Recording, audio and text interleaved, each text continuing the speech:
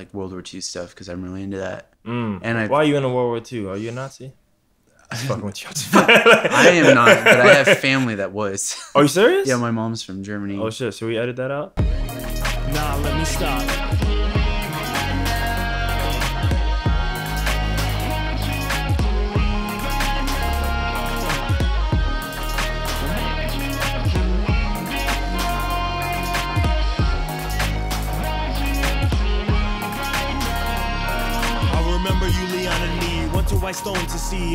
Podcast and stuff.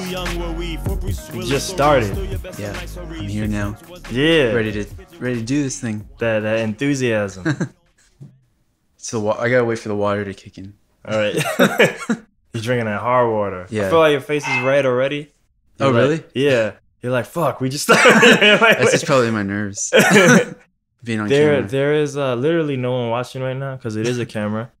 And I don't know. I feel like I want to make the joke like, no one watches this. And you can kind of, if you look at the numbers, you can kind of see that. But I'm pretty confident.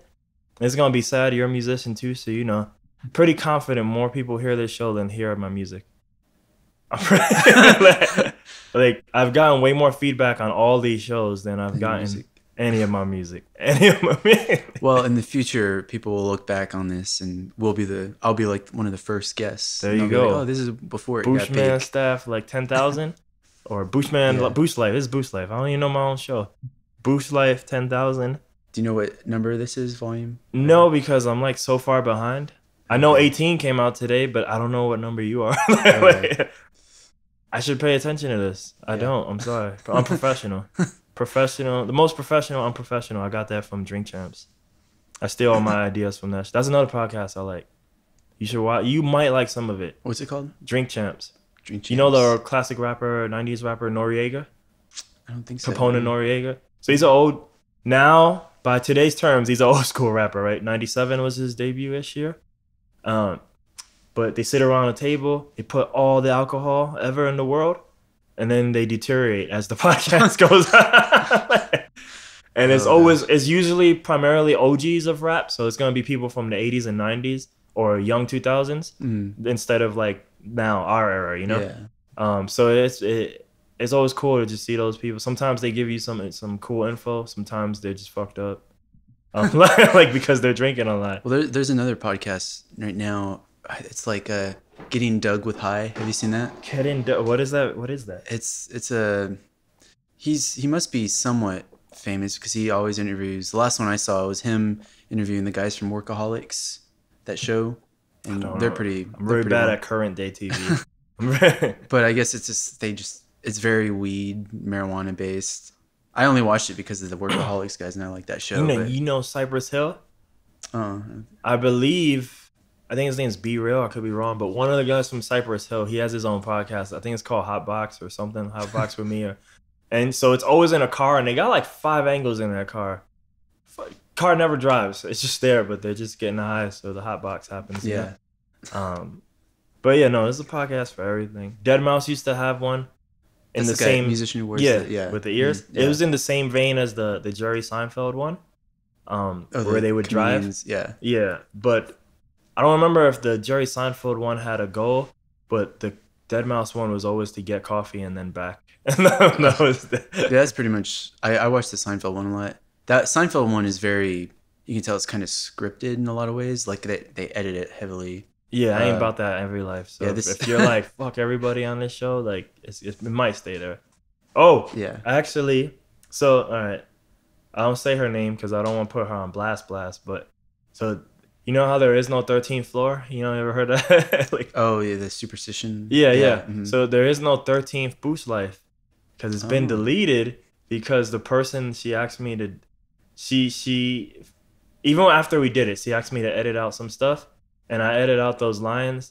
But then she was like, "It's too much." Like, and I guess she was too real, so I just deleted the whole show. So now there's. Unless you heard that already. And if you did, you're gone. cursed. Yeah. So oh my gosh. Technically that she wasn't, but the last episode that you saw on my Instagram, the Jenna episode, she's technically now the first woman, even though she wasn't, to appear on the show. So. Well, it's funny that I was just thinking about floors today because since I'm going to Europe next week, I'm going to shout out Germany. to Europe. Yeah, shout out to Europe. In Germany, they don't. I don't know if I'm getting it correct, but in Germany, it's like they call what we would call second floor. They call it first floor. Yeah. And I gotta prepare myself for that because that could cause some confusion. And Say that one more time. So what we call second floor here, second story, they call first floor. Yeah. Because they call what we call first floor, same thing for us, ground floor. Yeah. They just say ground floor. And then, so it's ground floor, then first floor. Okay. So when you ask someone over there, it's like, what floor are you on? I'm on the, first floor. That's really the second floor. Yeah, for us, at least.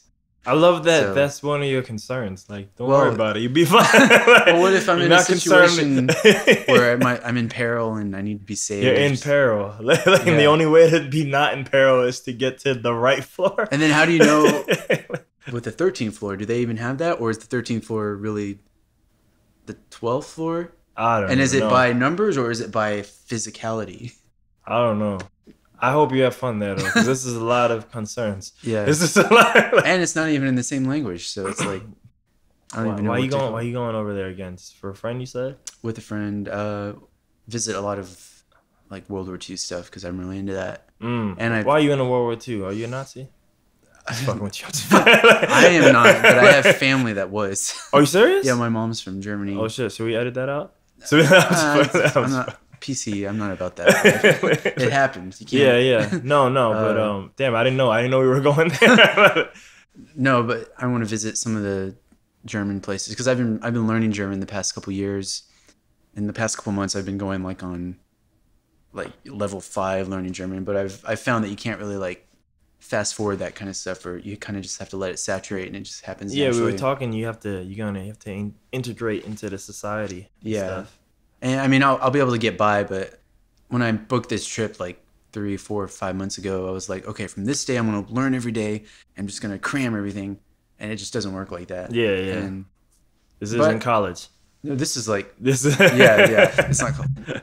But I've gotten better, but it's not when you have goals, you kind of overthink how the results are going to be, and it never turns out the way you thought. Sometimes it turns out better, sometimes it turns out lackluster, but either way, at least I improved. But I can say I can get by. I can say simple caveman sentences, which really is all you need to know. You just need to be understood. He said, I want a pizza in German. Ich will ein Pizza. Okay. Or if I want that pizza, it's ich will das Pizza. Oh. Yeah. Pizza is the tech. Cognate, so it's another good word, cognate. I don't know how to say that in German, though, so don't ask me. But I know, the good thing about, actually, it's the crappy thing about German. So whenever you have 2 verbs in German, so the first verb happens where you would expect in English. Yeah. But no matter how big the sentence, the second verb always goes at the end of the sentence. So you could say so in English, if we said the sentence, I can eat a pizza, it would be, I can a pizza eat in German. So if you wanted to say, I can eat an expensive, delicious, blah, blah, blah, blah, blah, whatever pizza, the sentence in German would be, ich kann ein blah, blah, blah, blah, blah, blah, blah, blah, blah, pizza eat. So it's it forces people to listen to you until you finish your sentence. Get to the point. Yeah, whereas Americans, we kind of listen to the beginning. And I'm not even paying attention. I'm already thinking about the next show. Yeah. I'm already I'm done. I'm all right. So it's just interesting to see how when you're listening to someone talk, you can't understand what their sentence is until they've finished their sentence. Yeah. So it's a different society in that sense. Yet they still lost 2 wars that they both started. Yeah. Against the world. Yeah.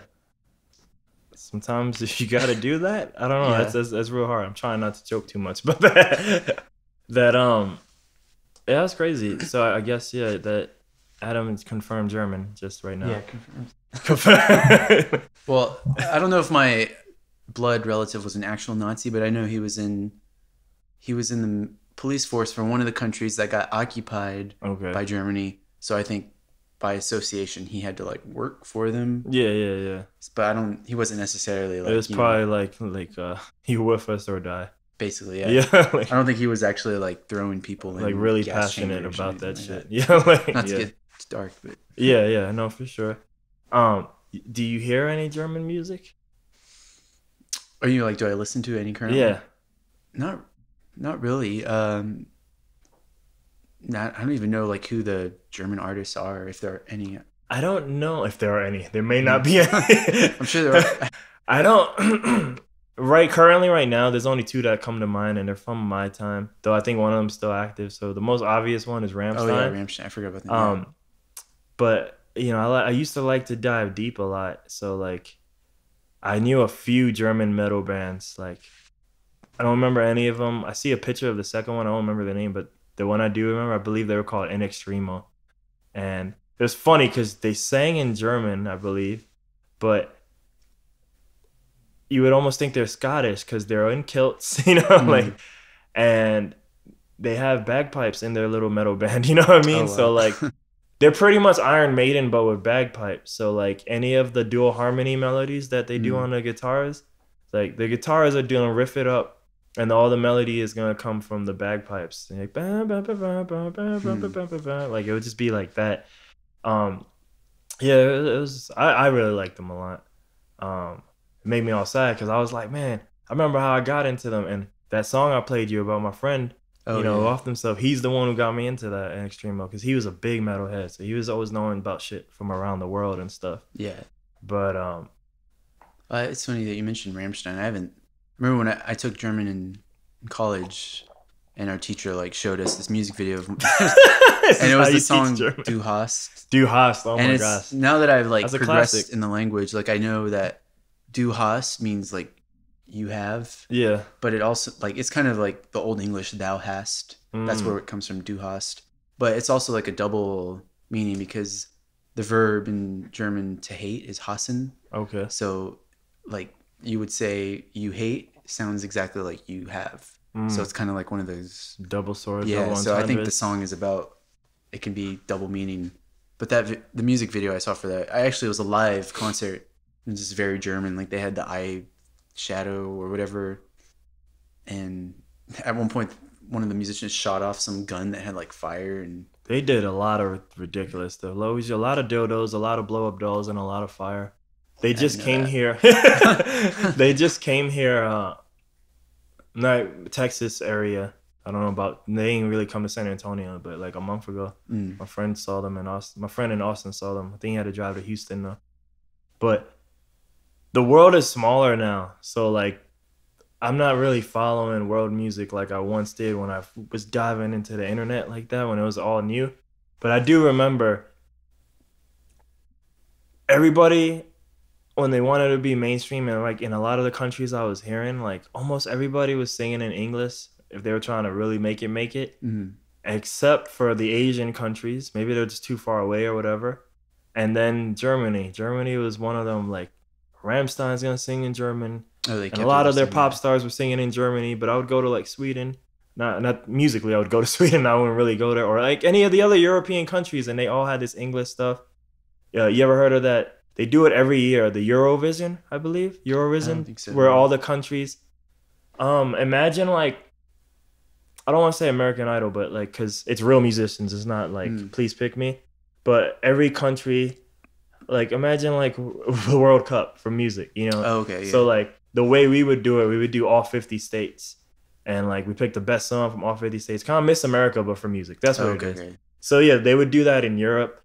They would start like, so Germany would probably do it between all the cities, and then they build up to they have the German song, and then the German song goes against the other European Union people, and then the winner is the winner, you know? But yeah, like Germany and like maybe 3 other countries from there would be like, here's a language song, and the rest would be English. So I just noticed they were one of the few who were like, yeah, no, we're going to do our shit.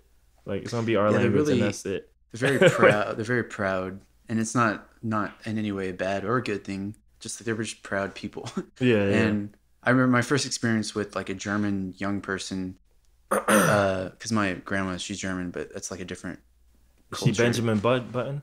No. Because you said German young person and then grandma. I'm like, oh, well, shit. No, the reason why my first experience is with my grandma, but it's a different from a different era. Yeah, so like time travel. So my So my first experience with an actual German, like young person, was when I was at O'Connor High School, just down the street. How small? You did go like this. He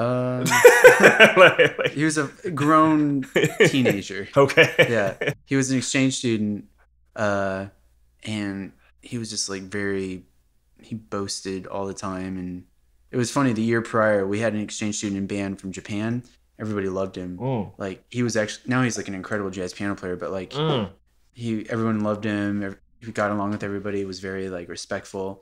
And then the next year our exchange student just like, we had high hopes, like high expectations, like, oh, I hope you're like previous year's guy.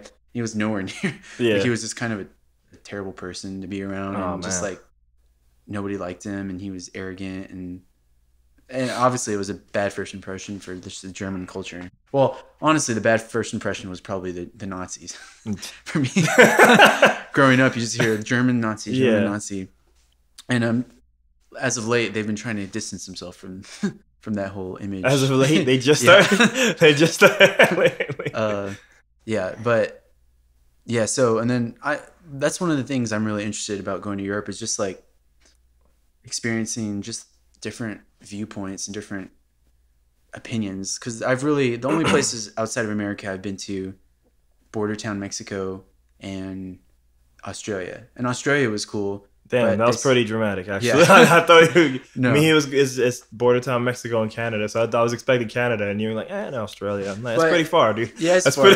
But they still only spoke English, and it was still kind of cool. It's weird British. I get it. It's weird British. Yeah, so it's not dramatically different enough. Yeah, no different language. It was nice because, like, walking around, just speaking, because I went with a school group. Yeah. And we would just speak. Your school took you? Well, Indiana University. Oh, okay. So it was that's a little bit. All right. Yeah, they had funding.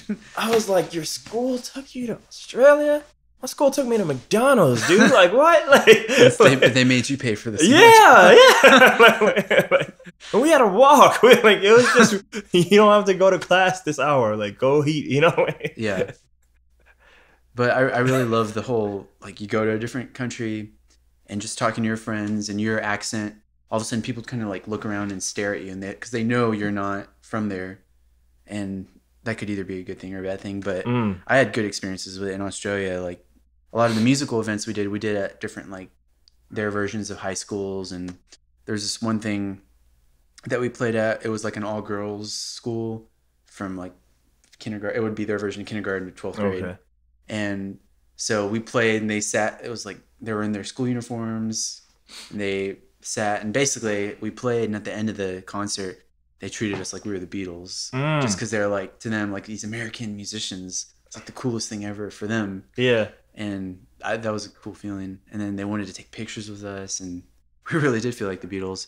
And then we came back home and we realized we weren't the Beatles. But I mean, for that one moment was pretty cool. And just seeing how, like, their nightlife culture was similar, but in a lot of ways it was also different. Just like how you go to like one of their bars or something. If you go a place here in America, you got people grinding up on each other, like dancing. Hip-hop. Over there, it was EDM. Like, yeah, they had the same type of music, but they danced individually. It was weird. It was like, because we had our guitar player was a freshman at the time, 18, and he was a druggie. He was ready. He was ready to party, because over there you can be 18 and drink. You don't have to be 21. And so he just started, and he was like 6'8". He was LeBron's. Oh man! At 18-year-old, and he was like pretty good in shape. So he could, in America, he could get whatever he wanted, but over there, he just had this confidence. And so he went up to one of the Australian girls, just tried to start dancing American style, and she just wouldn't have it. And they was like, "What are you doing?" Because they're used to just dancing like by themselves, like in a row. It was weird. We called it like the kangaroo hop or something. Like the kangaroo hop. No sex on the dance floor, or apparently the kangaroo hop. Yeah, that was an interesting trip, because on the plane ride over there, it's a long plane ride, 14 hours, but all the. Is it straight too? Yeah, we flew from Indiana. We went to Dallas, and from Dallas to Sydney. And there's that second flight, 14? Yeah, 14. 13 or 14, one of those. But and you just sit down the whole time? Because I haven't had to do that yet on a plane that long. Yeah, I think that's like the longest one way. It's like 14 hours from Dallas to Australia.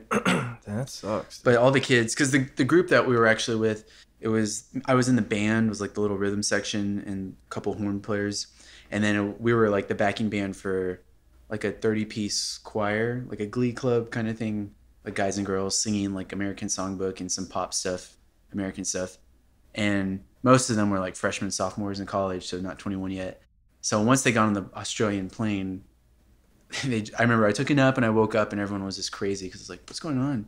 Because they were all ordering alcohol. Yeah. Because they were like, now's our chance. And we played a bunch of shows in Australia where they were like blitzed and our director got pissed. And it was funny, but because all the guys in the band were like grad students, so we were just like, man, dude, mature. you've already kind of been on world tour, dude.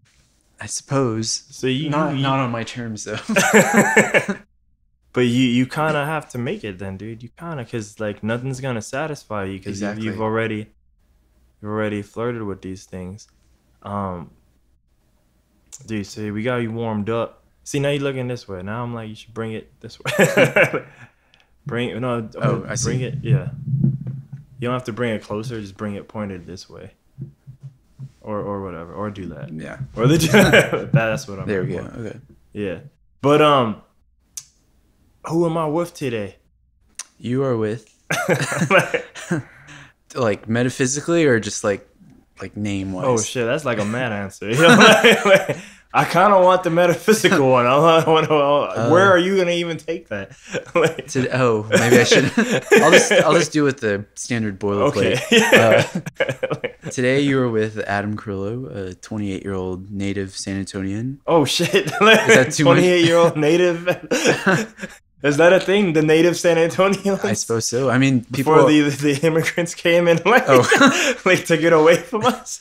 I figure I add that in because people are always boasting about where they're from, and yeah, I might as well be proud. Should I say I'm native the Bronxian, or like? I guess yeah. Native or New the Bronx. Wouldn't you be a New Yorker? Fuck that. I'm from the Bronx. The Bronx. I only say New York sometimes because I know like. I don't think you know what the 5 boroughs are, you know, like, but come on, I'm from the Bronx. I don't well, okay, let me see if I get the 5 boroughs right. Oh. So Manhattan, Brooklyn, Chicago? Like, it does seem like New York on paper. I've never been there, but I mean, like, Manhattan, Brooklyn, Bronx? Yeah, but really, how you question the one I just told you? Such disrespect. I thought Such Queens. Yeah. And then Staten Island borough? I believe Staten Island's the 5th, but I honestly always forget. But it's like, who cares? I'm sorry. Oh. Sorry, Staten Island. Who cares? Well, I remember when I first went to New York with my high school band trip, it was like 2007. You guys have the best high schools, bro. I think Matt was on or too. just all of your, just because you're like, man, like all your schooling is you going on trips, yo. Well, you were already in New York. I know, but I didn't say I needed to go to New York, but shit, like I want to go to Australia too. I just told, I tell, you know, people hear this, they hear a lot of the same stories because you change, the person on your side changes, I don't, you know, but like my whole music education, I ain't bullshitting, you know, like you, like I never played any instrument from 1st grade through all of high school. Like we had pictures on the wall and textbooks, and those were the music classes, you know, like we didn't get to try nothing, we didn't have no orchestra or nothing, and I know that shit is bigger here in Texas, you know, so I'm like, damn dude, like you guys got to like fucking do shit. Like, that McDonald's trip was a true story that I mentioned earlier before. Like, wait, what grade was this? I don't remember, dude, but I just know like those are treats. Those are like treat days and stuff. Well, they did when we went to New York was with the band. We went to McDonald's. Yeah. But then we also went to like damn, Times so you Square went to stuff. McDonald's and Times Square? This is bullshit. Well, it was funny because it was one of those McDonald's that's like it's like narrow but 2 floors or 3 floors, and so we go there. Oh, we had broken off into groups because it was our whole band, and everyone had different like little groups, subgroups. So we go to the McDonald's, and we order, and it's kind of cramped. So we like go upstairs, and there's the 2nd floor is kind of packed. So we see there's a 3rd floor, and there's like a cone there or something, and we're like, well, it's probably nothing. So we all go up there, and there's like plenty of seating. There's just like one homeless looking guy in the corner, and then so all of us, and we're all like in our Letterman jackets because we're all proud to be in high school and seniors. And so we go and sit at a table, and all of a sudden, like the homeless looking guy, which I think he was homeless, he just like looks at us and is like, "How'd y'all get up here?" And we're like, "Well, we were too scared because we're like a homeless person from New York. Oh, he's probably gonna kill us or something." Life's over. It's done. But apparently, he just was like, he just put a cone there to deter people because he wanted some peace and quiet. Because I guess homeless people need. He was like, "This cone doesn't work." Like, fuck. Yeah. But yeah, so that's one of my few memories I have from that first New York trip I had. And then of course we did the whole Empire State Building, going the top. And this was after 9/11. I wonder if I've been in the Empire State. I literally, honestly, I don't know if I've been in it. Like, or at least I don't know if I've been at the top. I might have gone to the lobby and shit. Yeah, it was cold too because it was like in March or February, spring break here, so not that cold here, but it's colder there. And then I was back again actually last November. One of my friends actually does some music stuff up there. And the one on Spotify? Yeah, the Grumby guys. Yeah. Shout out to Grumby. Yeah.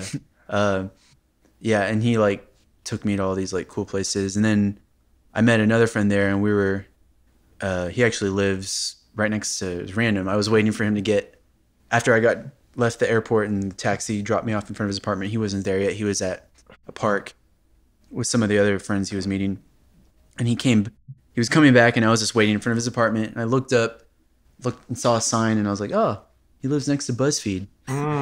So like BuzzFeed. So you got to see you got to see the East Coast, but I only got to see the West Coast. Is that the original? Which one's the original? No idea. I don't know. But yeah, it was just weird because I still don't know. I still haven't really interacted with BuzzFeed. I just know it exists. I know it matters. I've never really been to the website or done anything with it. Yeah. I just know, aren't they famous for making like those? I think they do the list, yeah, but like list. that's stuff I like to avoid on the internet. That's just clickbaity kind of stuff. Yeah, it's the consumption, be on your phone for phone's sake stuff, you know? Yeah.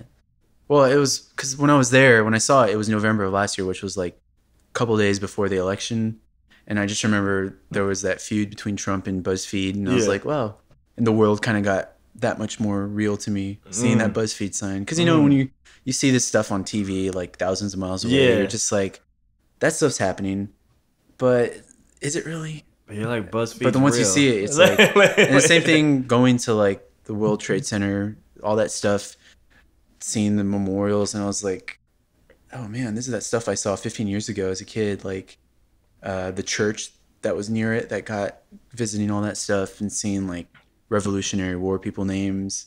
It's like, wow, this stuff really did happen. Like, that's where people like jumped and explosions, and and that's part of the reason why I'd like to go to Europe too, is just to see all these.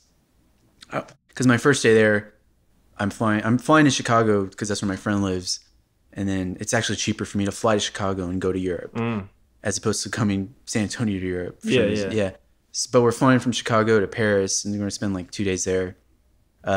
But I really want to visit, like, not inside, but just kind of at least go nearby the Bataclan Theater. Remember a couple years ago they had that big terrorist incident where the Eagles of Death Metal were playing, and ISIS guys came in with guns and just like shot up the whole bar. I didn't know it was ISIS guys, but I remember. Yeah. So I remember seeing like all the videos. So once again, it's one of those things like thousands of miles away.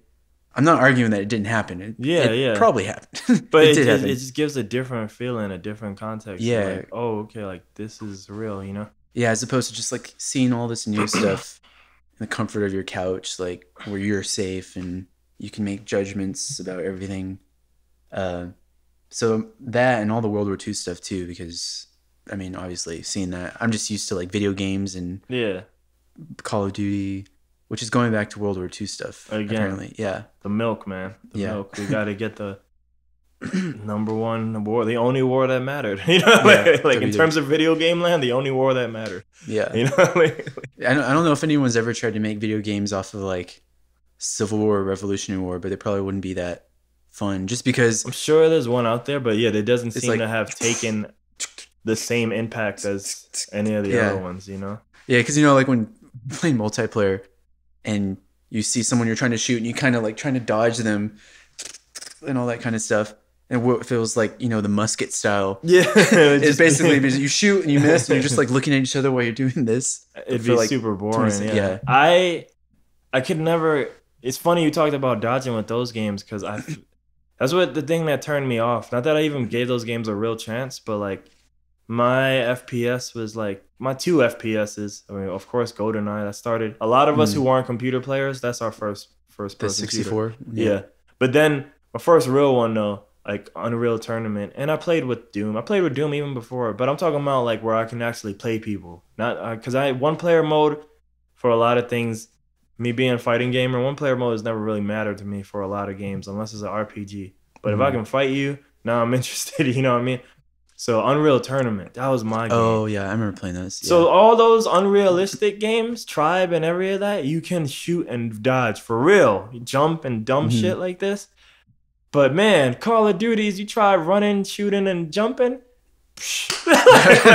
I just hated those games because it was realistic. It was more quote realistic. unquote. Yeah, they're cool because it's a game, so it's still probably not real, but it's definitely like you can't it's a little bit harder to break the game aspect of it, and like you need to probably learn. I need to learn the Call of Duty rules, and then you can break the game. Versus like I just want to literally be, I won't say smarter, but definitely like be quicker and like outsmart you. You can't shoot me, and I can shoot you. Like, and you can do that in a lot of the fake games, but like an Unreal Tournament. Yeah. The Call of Duty, you jump off something that's like this high, and you get the blood. You're it's like and so it's just like I don't want to camp. I don't want to snipe. Like I just want to run around, like be able to dodge people's shit. I want to be Neo. You know what I mean? Like that's it. Before there was a Neo. Did they ever make a Matrix game?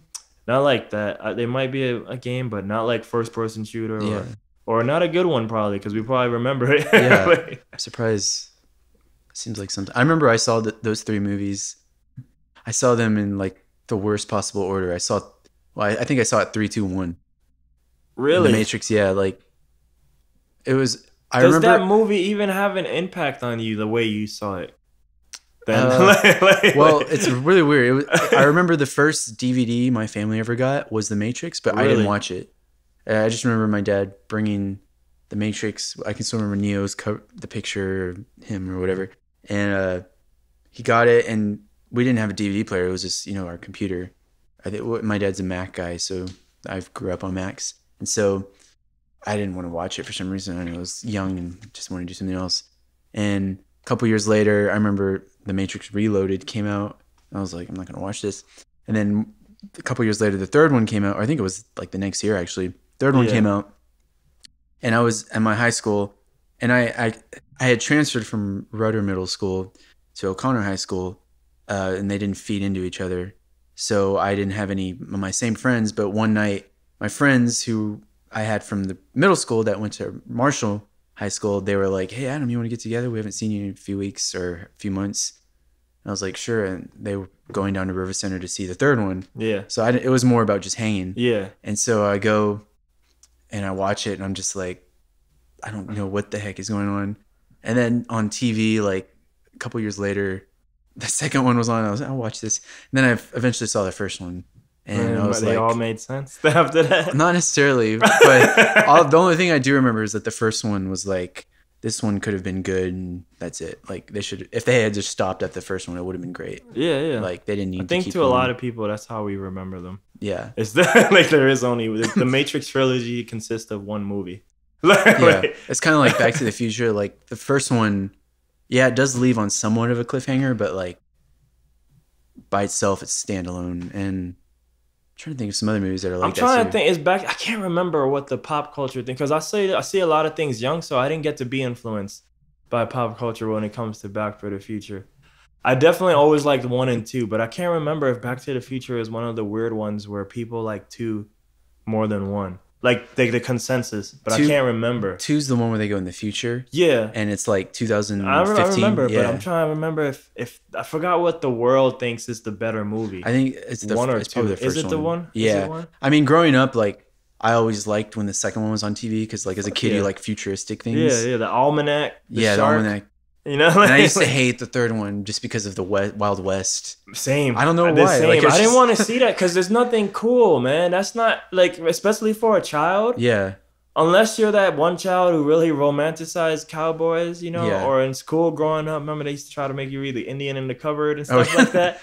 But yeah, so unless you're like But as a kid, man, who the fuck wants to go to that era? You know, like that shit's fucking whack, dude. I mean, and like as I got older and I watch it, I'd be like, okay, it's not terrible, but I mean, still the futuristic stuff, the 50s is cool because you got like the whole premise is ruined. Like you got this DeLorean and you can't even use it. You know what I mean? Like he gets there and that's it. You can't even use it. So part two is cool because they infuse it with part one. You know what I mean? Mm-hmm. Like like same clips, and he has to go like save himself, who's already trying to save himself.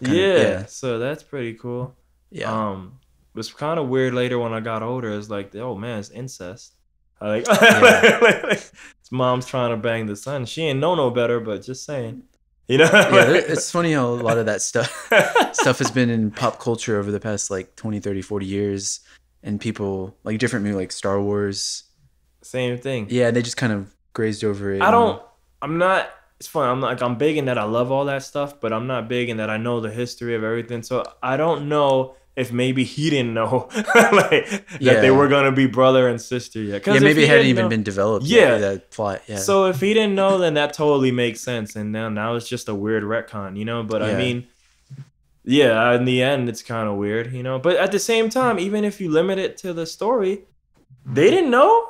Yeah. She didn't like want to kiss her brother. She's like, oh, okay.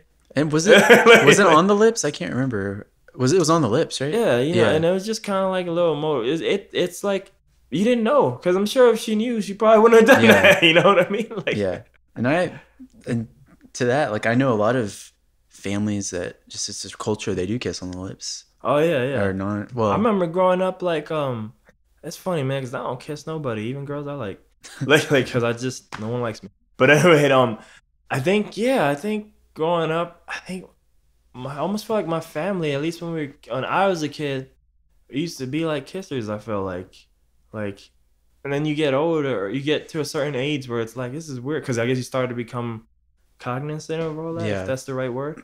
But and then it just stopped, and then it is what it is. And then I think from watching TV, I guess would it be Italy or France who do like the double, right? Yeah, something like that. Like probably Italy. Yeah.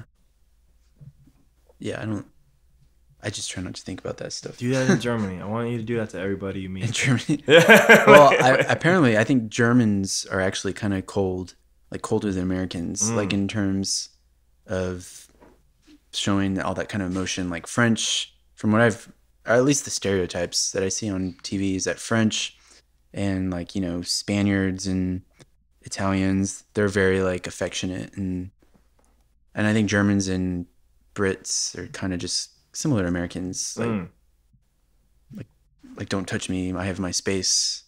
And I don't know, I'm just interested to see like from country to country, because it's weird, because it's like it's like going over there, going from one country to one country is just like going to almost like from city to city, at least in Texas, but it's like going state to state. Whereas here, when you go state to state, it's pretty much the same thing. You might get like some changes in weather or dialect, but it's all pretty much the same.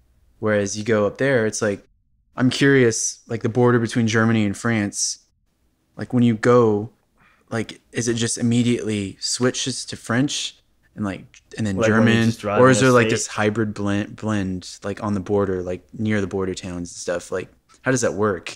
Because I don't know. There's got to be some kind of like, are the street signs immediately just all French, or is there like? But then I say that, but like where I live, there's two streets. I live on Braun and Bandera. Yeah. Which is that how you say it? Bandera. Oh man, I've been saying it all wrong. Bandera. Flag. Like my whole life. So I live on the intersection of brown flag. So brown in German is brown. If you hadn't guessed that, yeah. And there's actually a lot of San Antonio, a lot of German heritage, because for some reason they decided to settle in this part of Texas. I have a friend. I want to get him on the show one day. He's in Houston now. He's gonna be both good for hip hop and then both good. I mean, like he has a PhD now, like in like I think it's like sociology. I'm probably butchering that, or maybe, but in some type of study of cultures and stuff. So he even took Kendrick Lamar's album and like he was able to analyze it like lyrically and like see how he more popular he got, the less complex the words get, or like the less words and verbs. But I think he did something like that of people living in San Antonio, like city, and you like literally like the sections or segmentations of however those maps work. And yeah, you can see like the German descent was strong at a certain year point. I don't remember it, but yeah, like he did that, and yeah, he pointed that out in like one of those fancy PhD articles he does or some shit. Well, there's tons of German, like Fredericksburg, for example, it's a German sounding name, but even like Shirts, Texas, and it's funny, like, and this I didn't realize this until a couple of weeks ago. I was practicing some like German vocab, trying to memorize some stuff, and the word for joke is Schatz, and it's spelled like 90% close to the city name. So it just got me thinking. I was like, Schatz is a joke of a town. Exactly, joke of a city. And there's other like some people Germans, probably believe that. Yeah, but I mean, because all these names they come from something. So like San Antonio, St. Anthony, Austin, someone's name, Houston, someone's name. What was Dallas? Was that someone's name? Man, you're from Texas, not me. Or New York was actually named after the York guy from England, who I was actually randomly reading about that like a few months ago. I think it was it was something about, because everyone, in the past couple months, everyone has been like, take these statues down because this person. Yeah. Well, apparently, someone who is anti those people was like kind of trolling them, saying, well, if you want to do that, then you need to rename New York because this guy York owned slaves. So of course I saw that and I clicked on it, and it led me down a rabbit hole that it's like I was on Facebook today, and apparently they like tore down in Dallas some, was it Robert E. Lee statue or something like that? And I heard something about naming, I guess, do we have like a Robert E. Lee? Yeah, they're trying to get that renamed. Someone joked that it's going to be renamed to Bruce Lee. Which I would totally be for, because I like Bruce Lee. Or they should just go the Family Guy route. Like, what's that guy's high school? It's like there's James Woods. Okay. That actor James Woods. Yeah. Like they named their high school after some actor. I can't remember the argument my friend posed, but my friend's he's black. He's the guy I do the other show with. I have a podcast. I have another podcast where I just do it with the same guy. It's kind of like my best friend I know since first grade. But he's black. He's a Marine, so he gave like his reasons why like he could understand like Robert E. Lee like staying, like, or being there. But I think I sort of get like why they would maybe want some of these statues torn down. But I think some of these things, man, it is dangerous, because there's that whole idea of like, learn from history so you don't have to repeat it. And now I think it's fun because I am about framing the mindset to be all positive, but I mean certain things like that, like like now I feel like we're just choosing which history we even want to acknowledge that exists, like I'm going to Auschwitz, that concentration camp in Poland, and obviously that's like a terrible place where things happen, but they chose to keep it, and it's not Germans. It's not German run because it's in Poland, but still Poland didn't really get much fair treatment in the war. They pretty much got shell shocked from the very beginning. Yeah. But they choose to keep it open, and there's probably a money thing too. They probably make money. Oh yeah, now it's a tourist thing. They didn't just keep it open. I'm like, well, we can still keep killing people there. Yeah. like it's pockets. More like like it's a respectful thing. Like come here and remember what happened. Yeah. And like to ensure that it doesn't happen again. And I don't know.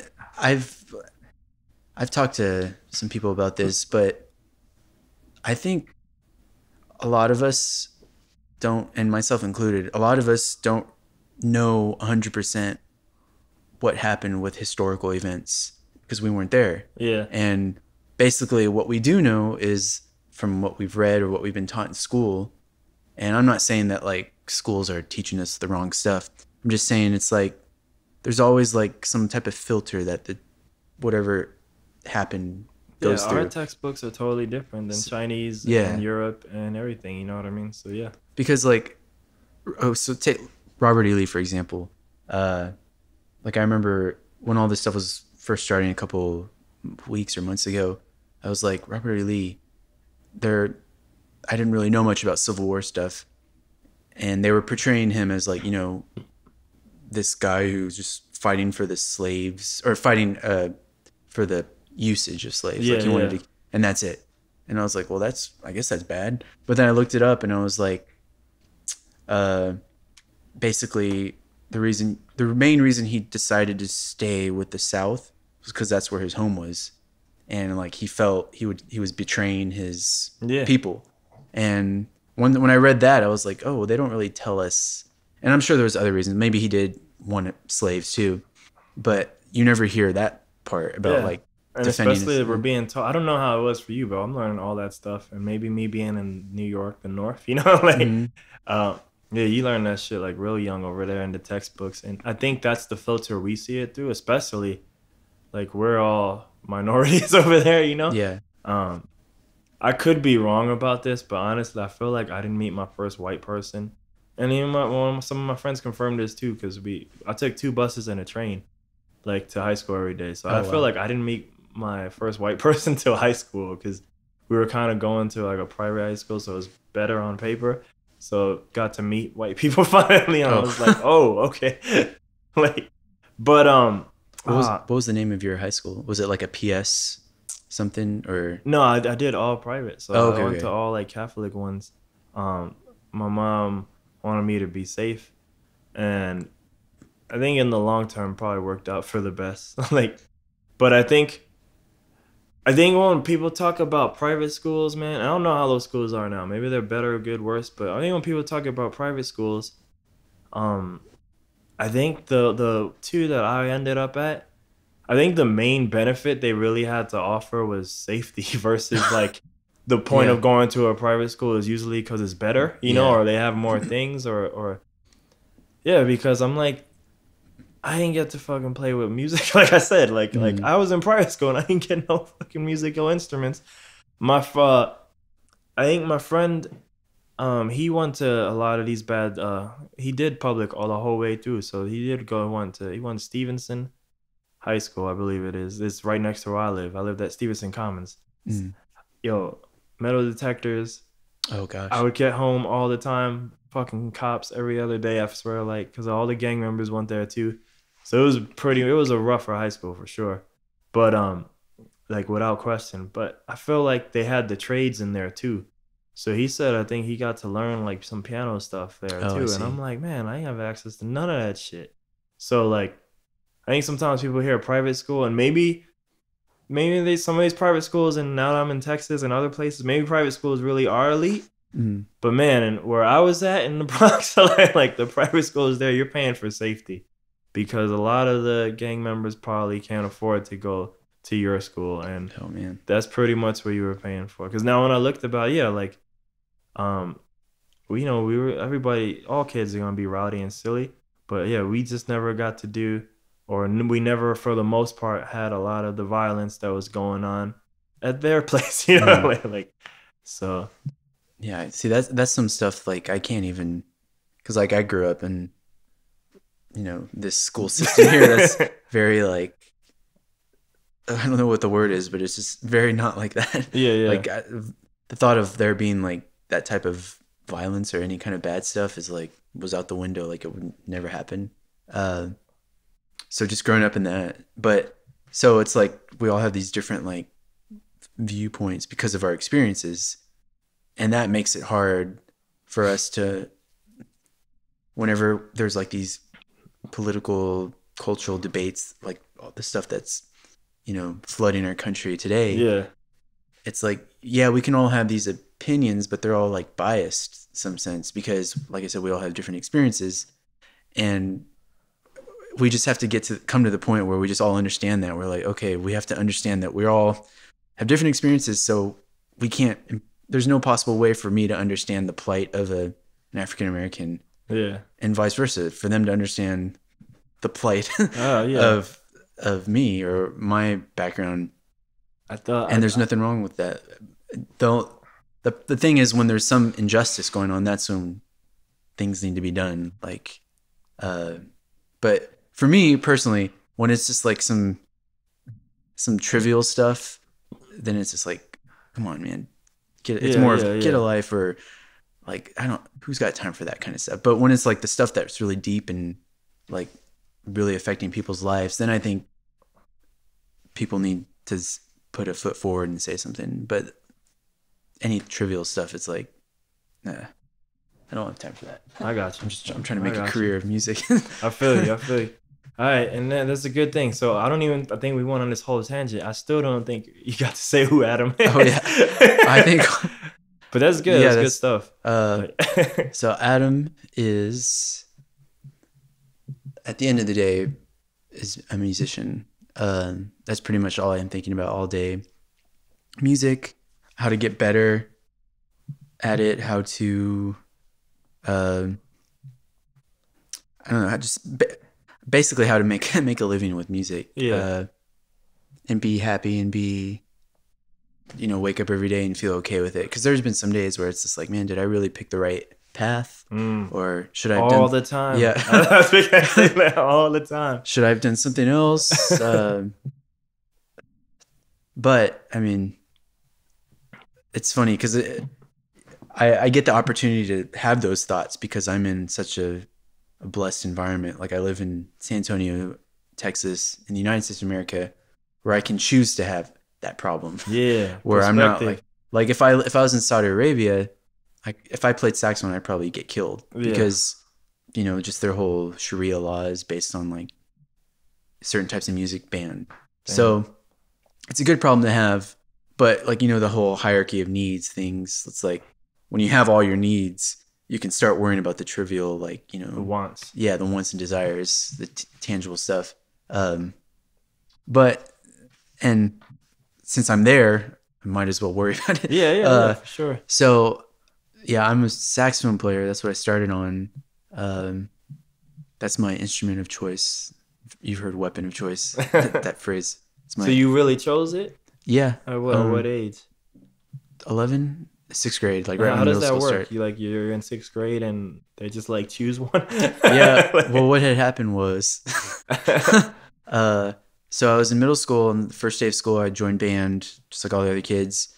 And I guess one of our directors just like called us each one by one into his like office. And apparently I was in the brass band period. I don't know why. They just put me in there. I think it's just an arbitrary decision. There originally was just going to be like, everyone who's in this period is playing like some type of brass instrument, like trumpet or tuba. And I didn't necessarily want to do that, but like they weren't going to give me a choice. Like he was like, no, you're in this period. And I'm well, I didn't want to necessarily. So I went home that night and I told my parents, and they were like, well, let's just say that we already bought you a sax. And so we like did everyone had this discussion, but you. Yeah. So I said that, and then they're like, oh, okay. So they switched me to the woodwind period. And then from then. So they chose the sax for you? My parents? Or yeah. By even saying, let's just say we already bought you a sax? Well, it was, I had seen it on TV and I was like, that looks really cool. And my dad would like kind of recommend like, this is a cool instrument. Like, you can do a lot with it. You can do a lot with it more than you can with like a tuba. Yeah. Tuba's that whack shit. Yeah. But I've heard. And your dad is a musician? Yeah, he's a guitar player. Okay. But yeah, going back to tuba, I've heard a lot of good tuba players do a lot of incredible things. So no way am I knocking tuba. Just in case I need tuba in my band later. Yeah. Yeah, because in the right context, tuba can sound glorious. Yeah, everything can be amazing. My man's like, no PC, but when it comes to this music game, like we PC. It's like, I got love for all the instruments. Yeah. Except for bassoon. Because I had a girl. Bassoon? I had my last girlfriend was a bassoon player, and she burned me. Oh, double fuck bassoon. It's funny because they played double reeds. So shit. So yeah. literally. Yeah. Bassoon is actually really, in my opinion, bassoon is the ugliest sounding instrument. Oh, and that's not even bitterness or anything. It's no just before. We just hate it. We just hate it. I was never really a big bassoon fan. it fits in certain contexts, but I don't necessarily like the sound of it. It's and it's really hard to play, and it seems like it's like a lot of work for not so many returns. Yeah, yeah. Like reward. And it's funny, the German word for bassoon is fagotte. Oh my gosh. Yeah, fagotte. So my whole life I've always wondered if there's any connection with and in some other language it's the same thing too. Yeah. Yeah. But yeah, that's an interesting little tidbit of information. So yeah, I was in middle school, you know, saxophone, half my decision, half my parents' decision. But I mean, looking back, I'm glad I did it. Like, for sure. That or trumpet would have been cool. Or drums. I really wish I would have started drums earlier so I could understand it when I'm programming drums on stuff today. I think you guys overthink that. Oh yeah, definitely. But I mean, like I think when I'm I think I listen to it more than people actually listen to the drum part. Yeah, if that makes sense. I think if anything, it's more about the EQing and mixing of the drums to get that big sound than the actual patterns. I think I don't know. If you're trying to do real drums, then yeah, because like I mean, for me, it's probably more laziness. Like that shit can be a problem, and then I hate making fills. I haven't done fills since I first started. Like when I was like making music in GarageBand and Reason. Those were the last fills I ever did in my life. Yeah, because they're tedious. But like doing the MIDI writing of fills or making your own? Both. Oh yeah, both. Because I would probably play some of it, and some of it was too hard for what I wanted to do, and I would play and then do one, play and then do one. Like yo, I have this. It's not out yet, but I interviewed my teacher, one of my first teachers, right, Dr. Seaball, 75-year-old man right now. But one of his first project was remix Twinkle Twinkle Little Star. That shit got fills, man, at the end, like, cause I was, you know, I'm brand new to making music. I was like all about it. I was gonna put mad time. I have the illest fills ever, you know. But later on, I'm like, man, fuck this shit. It's like it takes too much work. It's like another beat in the beat, and maybe because I'm not I don't come from drums.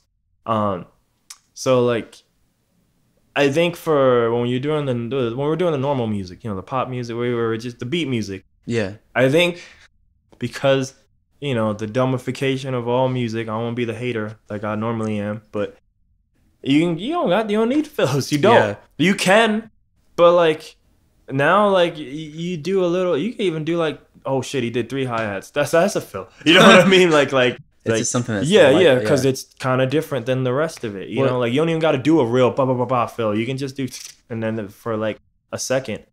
But I think with real drums, to me, that's where it gets more complicated. Like with a real drummer, like a human. But even if you're programming a real drum, like let's say you're doing one of your jazz songs, you don't have a drummer available, you're using one of those programs I have, like the Easy Drummer, maybe you have it too. But they have good patterns in there, but then getting fills in those good patterns, like that can be like hard. Yeah. Like, or because you can play it. Yeah. You can play like a normal, like if we're doing a rock song, like kick, snare, hi-hat pattern, sound great, but those songs are the ones that tend to have the fill, you know, and that's what makes it. I know people talking about the feel, but to me that's what makes it the human, is that it's the same all the time, but it's not, you know what I mean? Yeah. Because they're doing the variety. Well, but that stuff's tedious too. It's funny too, because over the past couple of weeks I've been like listening, trying to like, you know, when I listen to a song that I like, I'll listen, key in to the drum groove, and some of the stuff that I think is like the greatest music ever. I don't know if you know who Donald Fagen is. He's the guy, one of the guys from Steely Dan. Okay. It was him, and one of the other guys just recently passed away. Man, I kept talking about. No, actually, there was another guy. He kept making me try to play. Michael Chapa. I did a show with him. He kept making me play Steely Dan. Yeah. So one of the Steely Dan guys, he in the early '80s he did his own solo thing, and it was the first like digital recording ever. And it's like the benchmark of sound audio production. Like even today, like when you go to a concert or something and say the audio guy's testing the system, he'll play this CD. It's called The Nightfly by Donald Fagen. But anyways, so I was listening to it, and I was listening to the drum groove from one of the songs, and I noticed like the entire song, it was just the exact same thing. and like there was Especially no at that time. yeah, and there was, just I starting. think it was a drum machine too. Yeah, that's what I mean. When they're just starting. Yeah, and there was no fills, and there was no fills, it was just like hi-hat, kick and snare, just a simple groove. Yeah, and my whole life of listening to that song never even bothered me. Yeah, and I never noticed until I keyed in on it and thought, oh, so maybe that was proof for me that I was like, well, when I'm making my own stuff, I'm over thinking how much people are going to be listening to this part. It's only going to be other composers, producers, and honestly, it'll probably be, and I mean this in a nice way, possible, probably be failed composers and producers who will be like, who will criticize it and know it. Because maybe now where I'm at too, like, I really don't even want to waste time in that, because like, I want to make songs right now, you know, like, I don't even want to put out beats, you know, like, I'll still make them for me, and maybe I'll put one out if I think it's good enough, but I don't want to put them out till they're a song. So I did a song by my friend. That shit, like, one of the comments I got when I was showing it earlier, he's like, yeah, but like, this part is repetitive. Like, when you're rapping, like, it's just the same beat. I'm like, maybe you should change some stuff, and I'm like, I totally get it, and that's not wrong, but I'm like, ideas there, it is what it is, you know. like yeah. So well, yeah, I'm kind of moving. I've always really honestly wanted to. I'm more of a song person. Like, I like the idea of seeing hundreds and thousands or millions of people like singing along to something you've created. Yeah, like, because it made so much of an impact. I'm trying to do arena rock already, dude. Arena jazz. Arena rock. You're gonna create arena jazz. Maybe, or even just like, because I like the pop genre as well, and even if I'm not necessarily the person performing it, like, I like the idea of like people know that, oh, it's an Adam song. Yeah, it must be good or something like that. Like, or not even necessarily good, just like memorable, or because, you know, you see like a lot of these artists.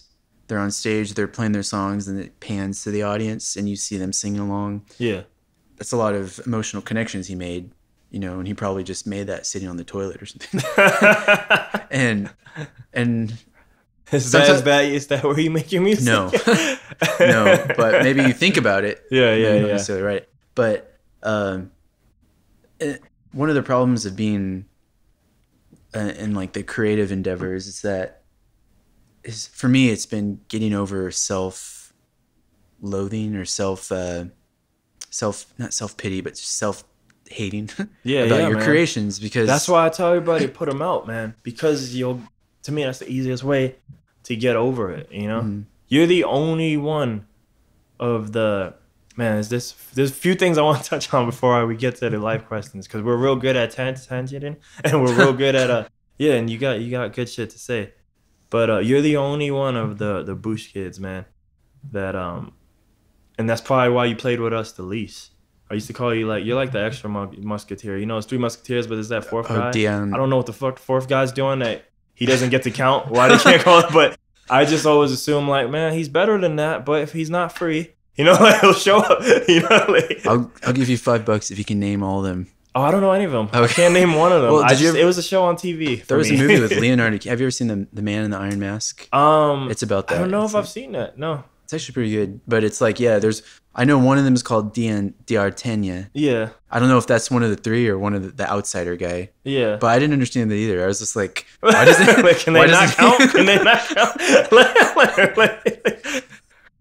Is that I don't know if that they talk usually with accents, so maybe it's from one of the European countries. Like, is that a counting system there? Like the floor you were telling me about before?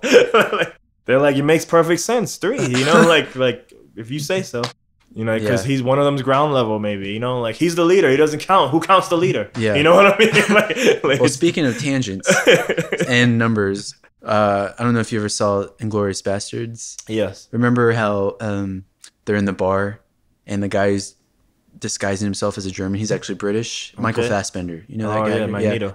So they're ordering some drinks, and like one of the enemy Nazi guys is there, and he's kind of suspicious, but the guy, Michael Fassbender's character, kind of, you know, alleviates the situation and makes him think that he's actually a real German. And then like the bad guy, like, he's being nice and he orders alcohol for them. and then Michael Fassbender orders, like, says how many. He goes, three glasses. Yeah. But it's funny, and I had to ask my grandma if this was true. But in Germany, in America, we start counting with, our index finger. They start counting with their thumb. And that was like how he gave himself away, which is, I think, kind of a unique movie plot. Like, instead of that, they would be 3. Yeah, because none of us. 1, 2, and 3.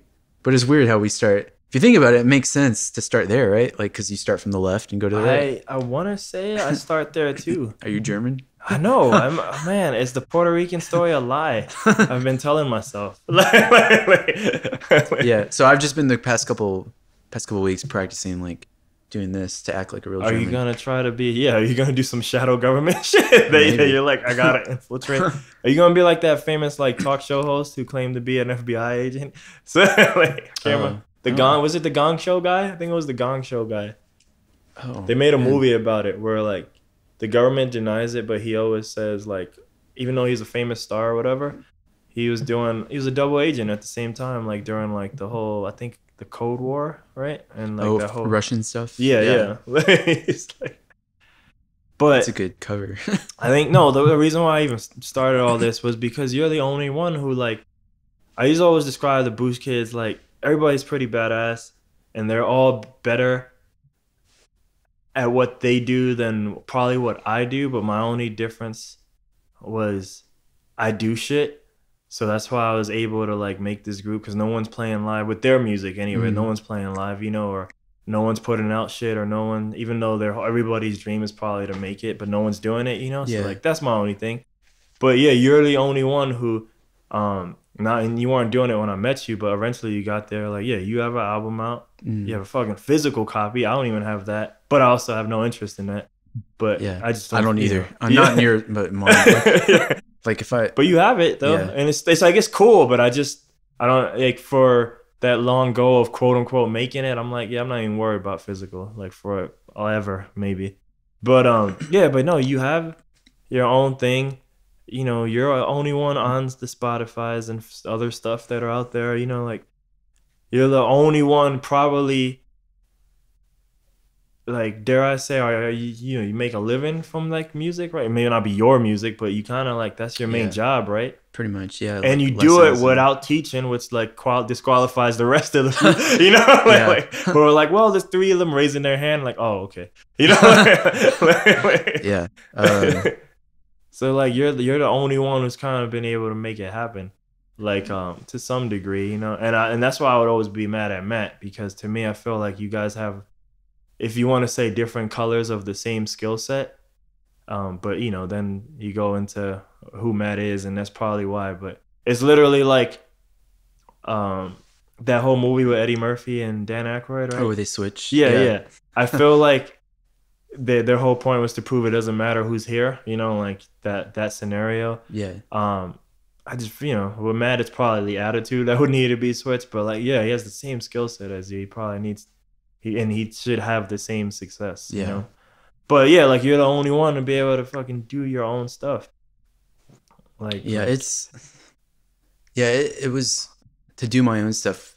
It was, like I said, it was kind of a slow process, a lot slower than I had hoped it would have been, because like 10 years ago after high school, I had these dreams of what I wanted to be, and then 10 years later, it's kind of like, it's not that the doors closing, but it's just like it's becoming less likely that my super goals can happen. Whereas what are the super goals? Well, there's a bunch of them, but like one of them is I'd like to be in the Saturday Night Live band. Okay, that's one of them. That's just like a cool thing that would be awesome. That's not necessarily closing. It's not open either. It's not going to happen unless I'm in that area and making a name for myself. To New York, go. Yeah. Now. Just leave this podcast. Yeah. Yeah, and the other thing is I just my main goal is like I want to be like a songwriter of some sort, and that doesn't even necessarily mean like I'm performing it. If so, that'd be cool. Or if someone else is, I just like Just like if wanna I wrote be songs for part of the Ariana writing Grande, production process. yeah, that kind of stuff. Like, I mean, like you can do that stuff. Like now, this I need to get them. I've been avoiding because I kind of wanted to kill the queue first of podcasts, but I've realized the queue's never gonna die. So like, so I just better get them. But there's always, I just showed you Richie Branson, and like there's some group of people here, man, that like they live here and they're in another pocket of the universe that are like a better like pocket. yeah, Or, like because like either even I don't know if they're making it full-time livings, but their music is having an impact in that yeah, they're not just playing the strip like we did or whatever. They're you know they're like on a national yeah. level. So like one of the guys I want to get on here is like Carlton Zeus. You know, like he played the New Year's Eve show here. So he played for over 250K people. Wow. Here there's a great picture of that I had. Well, I don't have it, but I mean like I had to submit it. What's his name again? Carlton Zeus. I'll show you a CD. Okay. I have it over there. He's like a cumbia kind of rapper, Okay. you know? Yeah, That's some of the stuff. 250,000 people he played for. Well, that was New Or- Year's Eve, though. yeah. But I mean, but honestly, anytime he plays here, he usually always sells out anyway, because he has the fan base already. He has 15K, I think, following on the social, you know, Yeah. on the Instagram. But just some of the names and like some of the ways he was telling me how production was working for him, and it's just like, yeah, we all make music, but it's like, man, these guys are tapped into that network where they make music that's maybe making at least some money or coming out, you know, Mhm. or being in real music videos. And he seemed almost like maybe like 1 or 2 degrees separated from like real people that we hear on the radio, you know, Yeah. like that he's kind of have been in contact with already. And it's just like, man, like what not so much like what are we doing wrong or what bad, but I almost feel like they were looking at someplace else. Like even though he plays shows here, like because the thing with Richie, like Richie never played any shows here, but even though he plays shows here, it's almost like the goal was focused somewhere else, so which led him to tap into a different network than I ever tapped into my network, or maybe that you're tapping into, even though you know you have a different jazz and all that stuff. But yeah, like, and I'm just like, all right, like what is going on? Because there's always a few pockets of people here. Like I've met people here who do a lot of LA work and never mess with here. So I'm just like, how does that happen? You know, like, how do you stay here, tap into that network? I wonder if like how much of it is luck or like someone in their family knows this person. Sometimes there is that too, you know, but I don't know. Like I don't know this. That's why I'm gonna get him on the show to be literally try to find out some of that stuff. But yeah, like it just seems like I don't know, man. Like how does that sometimes happen for some of the people here? But yeah, I don't know. I want to get a few things before I go into the life questions, because you probably answered the first one right there with some of it with that. But damn, we didn't get the finished. You choose the sax in school. Mm-hmm. We'll fast forward it just for time and space. But when does it go from like I'm playing sax whatever because school makes me or whatever to like, and not even like, oh, I like music, but like, oh, I want to make music, I guess. That's where I get, because it was probably when does the creator come out? I started 6th grade, and then it was between like, honestly, it was in 6th grade is when I realized that I had something the other kids in band didn't have. And not trying to like brag or anything, but it's just like, would you say that something is one talent, or would you say that you just even wanted to create? Probably the latter, the create thing. Okay. And then like as 7th grade and 8th grade happened, I noticed like whenever I would go to these competitions, I would like win the high chairs, and I put in the work, but it was like, it wasn't as, at that time I like knew that I wasn't having to put that much effort in to get these good results. Felt like work, So in that sense, it felt like I had a little bit of talent that the other kids were having to like struggle to do. And honestly, at the same time, I know these other kids, they weren't even practicing. So, they didn't care either. So I think I kind of attribute talent is also like will to work. Like if you have the ability to sit down for hours at end and just like focus on one thing and practice something, that's a talent, I think. And even to this day, like I'm still trying to develop that talent. And my thing right now is when I'm practicing some specific thing that I want to get in my, subconscious on the instrument, I'll like put a timer on for like 10, 15 minutes and just like force myself for those 10 minutes. I'm only doing this thing I'm working on, like whether it's like a lick or something like that. And I'm doing it until I get it to where it's like, it feels like butter, to where I can't mess it up. And when I first started doing it about a year ago, I realized how ADD I am. Like even at this stage, I've been playing for like 15, 16 years. But after like 5 minutes, I start to get bored. And you have to like fight that to just, to go through it. But what usually will happen is after 5 or 6 minutes, I creep up on my phone and go to Facebook or something. And I'm like, no, to go back.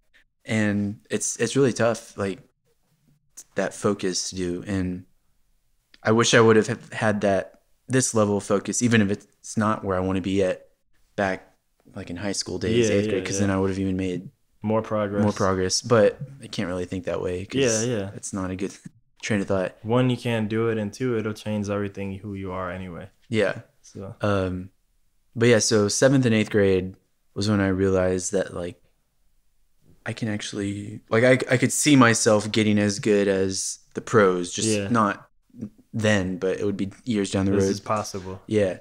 And it's funny too, because like at that age, if I dreamt to be as good as I am now then, but now that I'm as good as where I wanted to be then, it's like you're still hungry. Yeah. And it's almost like, I guess the best way I can describe it is, so when it comes to learning languages, one of my like dreams was always to like, just one day I wake up and you just know a language and you're just like, oh wow, it's amazing, I can just speak. But it just doesn't work that way. Yeah. It's like it's a gradual thing to where the entire time you get used to it. So you don't really notice your improvement. Yeah. Unless you do like these long, like you record one like in March of 2000, and then a year later you listen back. Yeah. When you look at these large gaps, then you can hear it. But like when it's gradual, you're so can't really notice in it. Yeah. Yeah. So, which is actually why I'm kind of, this Europe trip might be kind of nice because I won't get to play for like 2.5 weeks. And I think the last time I didn't play for a lengthy amount of time was probably 2008 or 2009. So you're not gonna try to gig or do nothing random over there? Well, I'm gonna bring my mouthpiece, my instrument. Okay. I'm not gonna bring the sax because that's too much of a hassle. But the mouthpiece, I can at least, like if I go to a club and someone has their sax, hey, do you mind? Yeah. And if I speak it in their language, then that might even be more bonus points. But yeah, so the last time I took a lengthy break, I think it was about a week, and I noticed that when I came back to the instrument afterwards, I kind of had a different perspective, and it was like a good thing, like because when you're engulfed in it so much, you can kind of forget the beauty of it, or you can, what you used to find like precious and beautiful about your craft, you kind of get bogged down into like the mechanics of it, and you're just like, whatever. But then when you come from a different perspective, you're like, oh, this is really cool what I'm actually doing. Or I'll just come back to it and be like, oh shoot, I can't play.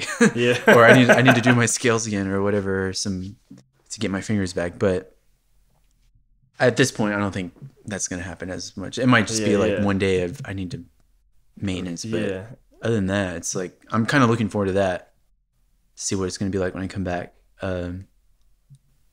But yeah, so 8th, 9th grade, I go to high school, and then in high school we actually have a jazz band. I do that, and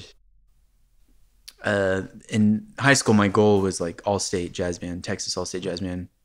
And freshman year I got 7th, and they only take 2 for saxophones. And then so I tried really hard. I got really ticked off. Sophomore year I got 2nd, and I was like, oh sweet, nice. So I made it.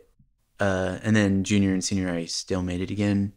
So that at that point, I was like, okay, this is really cool. I think I'm gonna keep doing this. And so I went to college and did that basically. I'm still doing it now. I don't know how deep you want to know about. What made you want to make an album? First album. Trying to see if I can find out what makes this happen. Maybe I can transplant it to all of them to cry and everybody. The moment I realized that someone actually liked something I made that was original. Oh, who was that? Just someone when I was at Indiana University. Okay. I was a grad student, so it was me. Most of the other people that I was around were like early 20s. I was like mid 20s. And, you know, like I said earlier, hating my own stuff. I thought everything I wrote was complete trash. Yeah. And then the first time like I wrote an original something, I mean, I had written stuff before, but this was like my first thing that was premiering it in front of people. Stuff, yeah. So I've written it, and multiple people were like, man, this is sweet. And I was like, really? You like this? Yeah. And I was like, oh, okay. So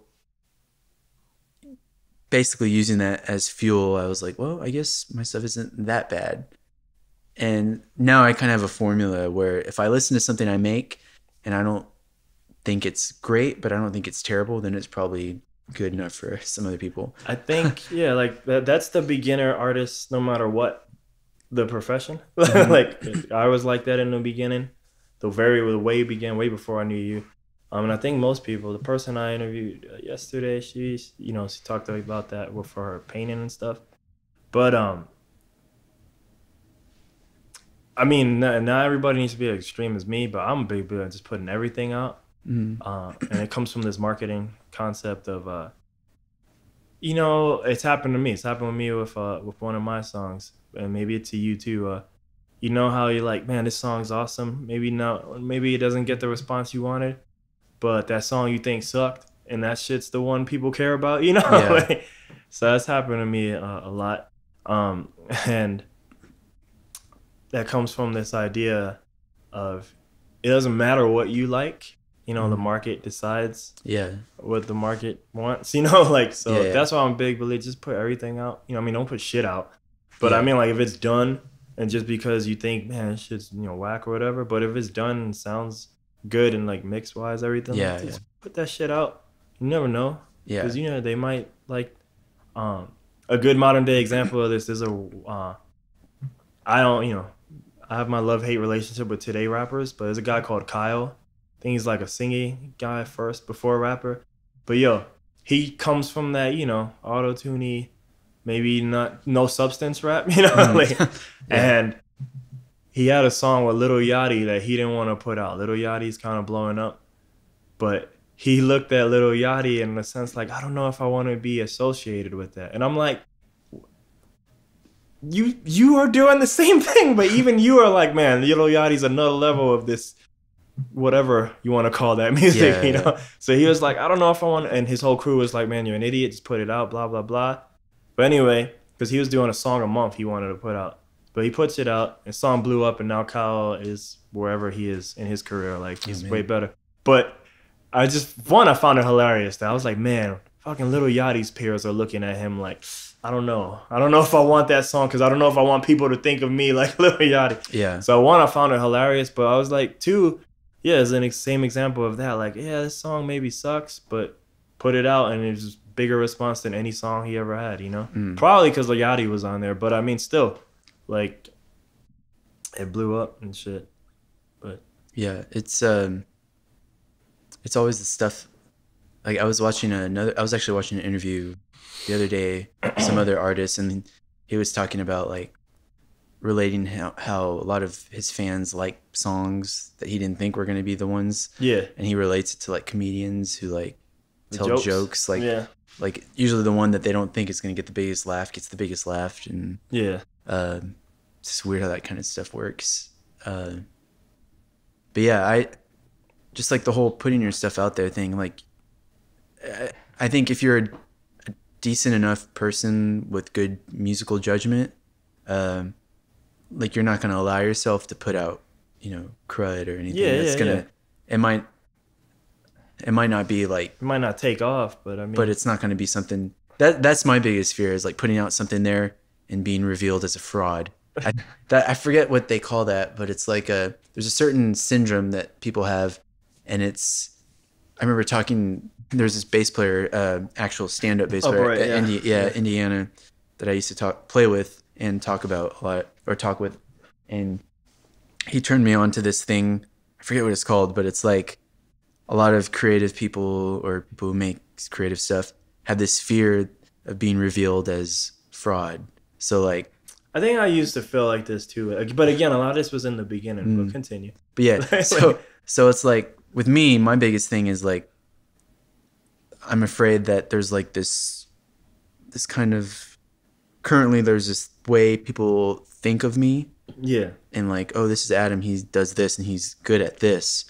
And my fear is that I'll do something and that it reveals that I actually have this huge cheesy side or cringeworthy music kind of stuff, and they're just like, oh, he's nowhere what we used to think or what we actually thought of him. Cast him away, that kind of thing. And then when I say it, it's actually really hilarious because, of course, it's funny. First, you're not even there to be cast away yet. Yeah. You know? Like, yeah. So, yeah, it's, and every time I've ever had any worry, or I was about to play a gig and I thought, even like when I'm playing a gig, like yesterday or 2 days ago at the club, it doesn't matter where, how long I've been playing, right before the gig, I'm just like, I had this huge fear that I'm going to mess up, whatever that even means. That's like more a moment. normal, yeah. I'm going to mess up, and then people are going to be like, how dare I come to this and just storm off. Most people won't even notice. Yeah. Yeah, most people aren't musicians. Yeah. And they're not looking for, they're not looking for the wrong. You know, it's almost like I think with relationships, like guys, like what we like about a girl is not exactly the same reason why girls like guys. Yeah. Like guys like girls for, you know, physical, visual stuff for the most part, at least initially. Yeah. Like that's what attracts them. And we, as guys, think girls think the same thing about us. Like they're immediately attracted to physicality. That's why there's so many guys in the gym working out muscles. But really the only people who care about that are other dudes. Yeah. Like they look at other guys' muscles like, that's hey, why it used to be primarily dudes up in there. Yeah. I mean, so the girl I interviewed yesterday, like I kind of have a thing for her. And I think the first time I talked to her, she said, I'm boring, you know? And that comes from the same thing. It might also be a self-defense thing, like fuck off. But I mean, like, yeah, like just the idea of saying like I'm boring. It's like, yeah, but like one person, you know, the whole beauty and eye of the beholder thing, like the user experience is different for everybody. So you might perceive boredom what is something else to another person, you know? Yeah. So.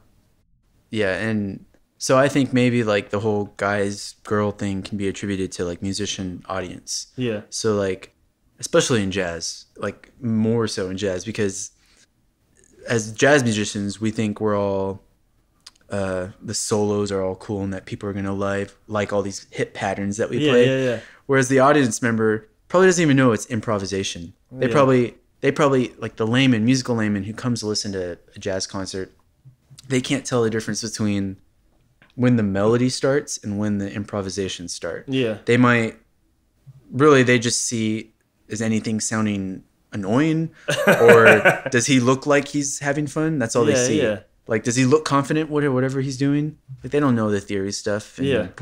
And obviously, like something like squeaks and those kind of things. They'll notice those things. But other than that shit stands out. That shit. Yeah. Other than that, all they notice is the person who's performing looking like he's having fun. Yeah. Is he confident? And is he making a pleasant sound? That's about it. And once I realized that, I was like, then I'm golden. The whole fraud thing too bothers me, just because look, it's 2017, dude. People paint music right now. The fact you're even doing what you do is like probably makes you're probably more better than your relative peers currently than you were probably 10 years ago, just because, you know, computers aid so many of us right now, you know? So I mean, of course, you know, the more you get into jazz, the less of that there probably is versus when you're doing your pop thing. But it's just like, yeah, dude, like, you already know way more than most people are probably ever going to know ever. You know what I mean? like, yeah. So. Yeah, it's... But like it says, the user experience is different for everybody. So you're always going to be, I'm not good enough versus that. Yeah, and I've really learned that whole, like, musician to layman relationship ever since I started playing at the club, because in the past before I came back to San Antonio, I was in the school environment. You know, you're playing for other musicians and like, you know, teachers of music. So they're all sitting there kind of just like analyzing everything you're playing. So those are really nerve-wracking, especially like recitals and all those kind of things, because, you know, it's all the teachers there and you have to play it perfectly.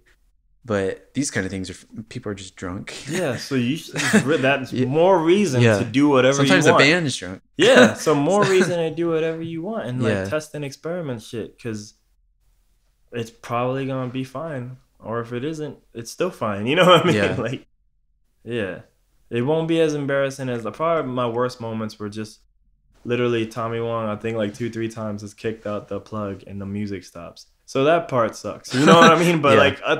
Other than that, every other musical mistake, even like Tommy Wong maybe miss a beat and start up wrong, or I do something. If I do something wrong, probably no one's really ever even gonna notice, because the whole I'm doing, you know, I almost never stop the music anyway. Yeah. So I only notice that.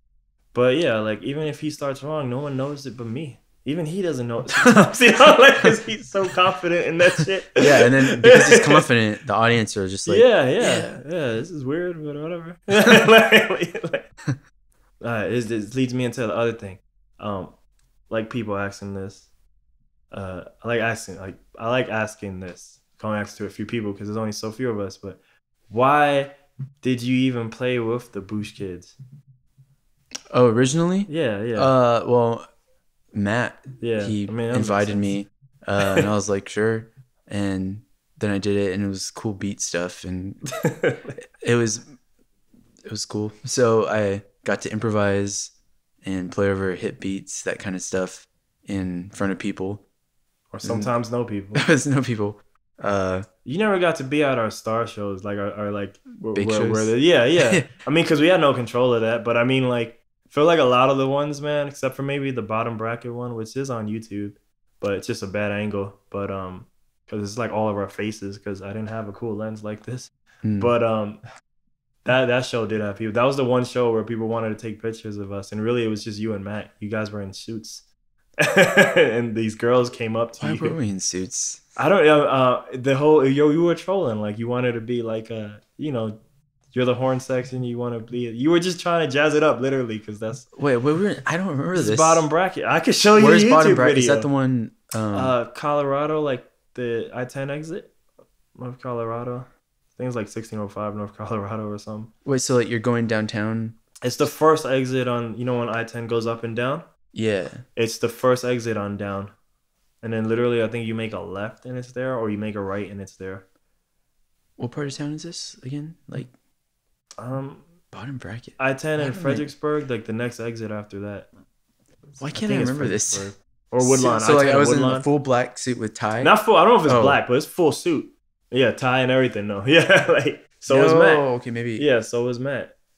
I don't remember what color. It's like 2 years, 3 years ago. Yeah, it's not this year. It's not last year even. It might be 2015, maybe even. Yeah, you're like I get all the time. I don't know, but I mean like. That was like the only time. And you said 2 girls came up? Yeah, maybe more. Like they all wanted pictures, I think, of you guys. But then like Matt, because Matt's Matt, you know, is all side. I think he brings Tommy Wong, and then Tommy Wong's Tommy Wong. So then he brings me into it. But I don't think the girls just really wanted you. They're like, what's going on? Why are these 2 people here? I don't remember this at all. That's all good. Bottom but bracket. I mean, have you played at the bottom? Have we done that again? I don't know if you played more there. Because, yeah. What's the place like going? So you know where Crossroads Mall is? The huge, like where Malibu Grand Prix used to be? Yeah. So, okay, you're going towards downtown, and then you get off an exit, and it's like right, and then you go this way. That might be bottom bracket. But there's again, like the fact that you bring Crossroads like pisses me off. It's just I-10. You bringing up I-10 and 410. Well, there's like a raggedy basketball hoop in the that's bottom bracket. Okay, I remember. Okay, yeah. Okay. And there's one time where James Matthews showed up too. Yeah. Oh, okay. So you played that show too. See that was an actual good show. Yeah. Okay. Yeah, that was a real good show. I certainly remember. And then we had people that show. Yeah. So that one was all right. But yeah, I feel like you had more of our MT shows. Then you even had shows with no rapper. Well, like literally, you had like 2 shows. Like Tommy Wong's not even there. What was the one we went to Austin for? It was that was a Single de Mayo. that show's hilarious because we were the only electronic anything there. Everybody else was a rock band. Yeah. And then again, no Tommy Wong, so it's weird. Though again, we had girls dancing again that That's true. night. Yeah, I remember that. He's like, yeah, that I remember. That was Swan Dive. Yeah, I may Swan Dive. have that on video, but I don't know if I have the audio good because I trusted the sound guy that night because I wanted to do what I, plug in. He was like, nah, I got you, bro. We're going to stem it out. And then he's like, all right, I did it, but then it stopped, and then I did it again. And I'm like, all right. So I never put that one out. Maybe I will if I still have everything. But yeah, you probably kept playing because Matt or whatever, and like, I don't know. But I feel like, obviously you'd only play if you didn't have other gigs. But I feel like for the rest of them, I feel like everybody, even if it's not an active thought, so I don't know if this pertains to you, but the rest of them, I feel like they play in the Boosh Kids because they're so used to normal music. So they have to either learn a song. Like right now they have practice. So like Matt, all of them but you ended up joining this band, Los Najalitos, I believe that's how Oh, it is. I remember Matt I linked you with them too. And by the way, they all got that gig. This is a rare ego moment for me. They all got that gig because of me, because I used to do those Instagram videos, and that's how he first contacted me, And they get paid for that, right? Yeah. I get nothing. I get finder's fee. Yeah, right? And yeah, they get way more money than I was able to give anybody because we're playing the bum circuit, But but I think they all liked playing, and they still be asking me. There was a thought of maybe playing a show this Saturday at a house thing, but like they're going to El Paso and stuff, so I'm like, all right, whatever. Oh, that Matt and their group? Yeah. Oh, wow. I don't know if James gonna go because I feel like James, if they're too far, he won't go. But Matt and Craw are going. But I'm trying to get at here. So normally they have to learn songs, because Matt makes music, but the rest of them probably aren't really making music. So normally they're always learning a song or they're doing what people tell them. Mm-hmm. And I think everybody's first experience with me was like, all right, let's practice. What do we do? And I'm always down to practice, but they're like, yeah, what do we do? And I'm like, whatever you want.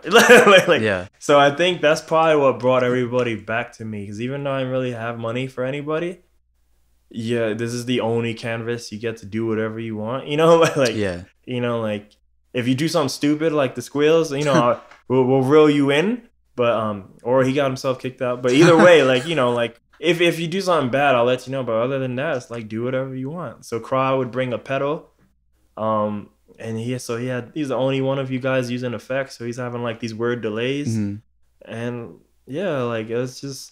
Well, because when I first started, it was just me and Matt as the horn players, right? Yeah, I think. Maybe, yeah, it was originally just Matt. Yeah, and then yeah. He asked me to come. Yeah. And then because me and him have been playing for so long together, we could Got the come up with chemistry. stuff on, yeah. Yeah. And then I think one day we showed up and it was like two other guys or something. And Maybe James first, probably. Yeah. Yeah, that's right. Yeah. And then Craw came. And then then it's like super confusing. Yeah. Maybe could have. I think that's where you get into the musician problems. I don't think no one else thought it was bad, but I would hear feedback from you or other people or other horns. I mean, which I guess really Matt, because I think Craw and James are always whatever. I think the feedback would be like it'd be cool if we had written parts or some type of arrangement. Yeah. And you know who always volunteered? This is bad, but you know who always volunteered to do all these arrangements? I feel like I'm throwing him under the bus, but Matt. Mm-hmm. But of course, he never would do them. Like Matt was weird because he would always want to do more, but then he would never want to actually do it when it came out to it. So I would, because I like the improv thing for all of it. So I would like not even know the set till the last day, just so it's like new for me. But I would do the sets earlier just so I could give it to him so he can write arrangements and nothing. Yeah. At the end of the day, I love the group, but the way it functions, like I don't think, we could make it, unless we were something in place in New York where they're gonna carry us, Yeah. But like just because I did probably everything, once we get on stage, maybe that role flips to you guys, but I did everything. No one promoted nothing, you know what I mean? Like, so it just felt like, man, it felt like a lot of stuff And versus where I can just put all that time into myself, because I'm like, dude, I gotta get something out of the art, you know, like, and even though I ain't getting money from any of this shit, but like, you know, but it's there and it's gonna be tangible, because we weren't even releasing shit, you know, under that group. We were just jamming. Yeah. But it was fun. Like, it'd be cool to do something in the future, but it needs to be at a point where like I ain't gotta worry about my money. Like, Yeah. Cause I have this dream of like we play Japan, South Korea, and Europe. Like, Yeah, they would like that. yeah, like you know, I feel like it would work versus just here where we're like, I feel like maybe it's my fault though, because I was probably hanging around with the DIY scene, and maybe we're weird for the DIY scene. Maybe we should have been in more of the hip hop scene, but I feel like we'd be weird there too, because we have all this band shit and they're used to DJs and laziness. So like you know, so some people press play at the hip hop stuff, so I'm gonna shit on that. Shit on people who press play. That shit's whack, dog. You know, Press play just like, and then, yeah, some people just like iPod guys because they're just rappers first and that's it. You know, like that shit's whack, dude. I don't want to see that shit. I don't care if you good. That shit's boring. You know what's super lazier that some people do? When you sing on your own backing track. You know what I mean? Like, I guess what I may have phrased that wrong. When you don't even have the instrumental, you're just literally rapping on yourself. Oh, like That your own shit's track, whack, yo. like your master track, and you just play that and you shit's rap whack. over it. Oh, I saw that on, you know what I saw doing that on YouTube? It's, man, I hope this doesn't establish a new standard of shitty, because it seems to be like what we love doing, right? More popularness, more shittiness. Cardi B, right? Her new song. You know that song? I don't think so.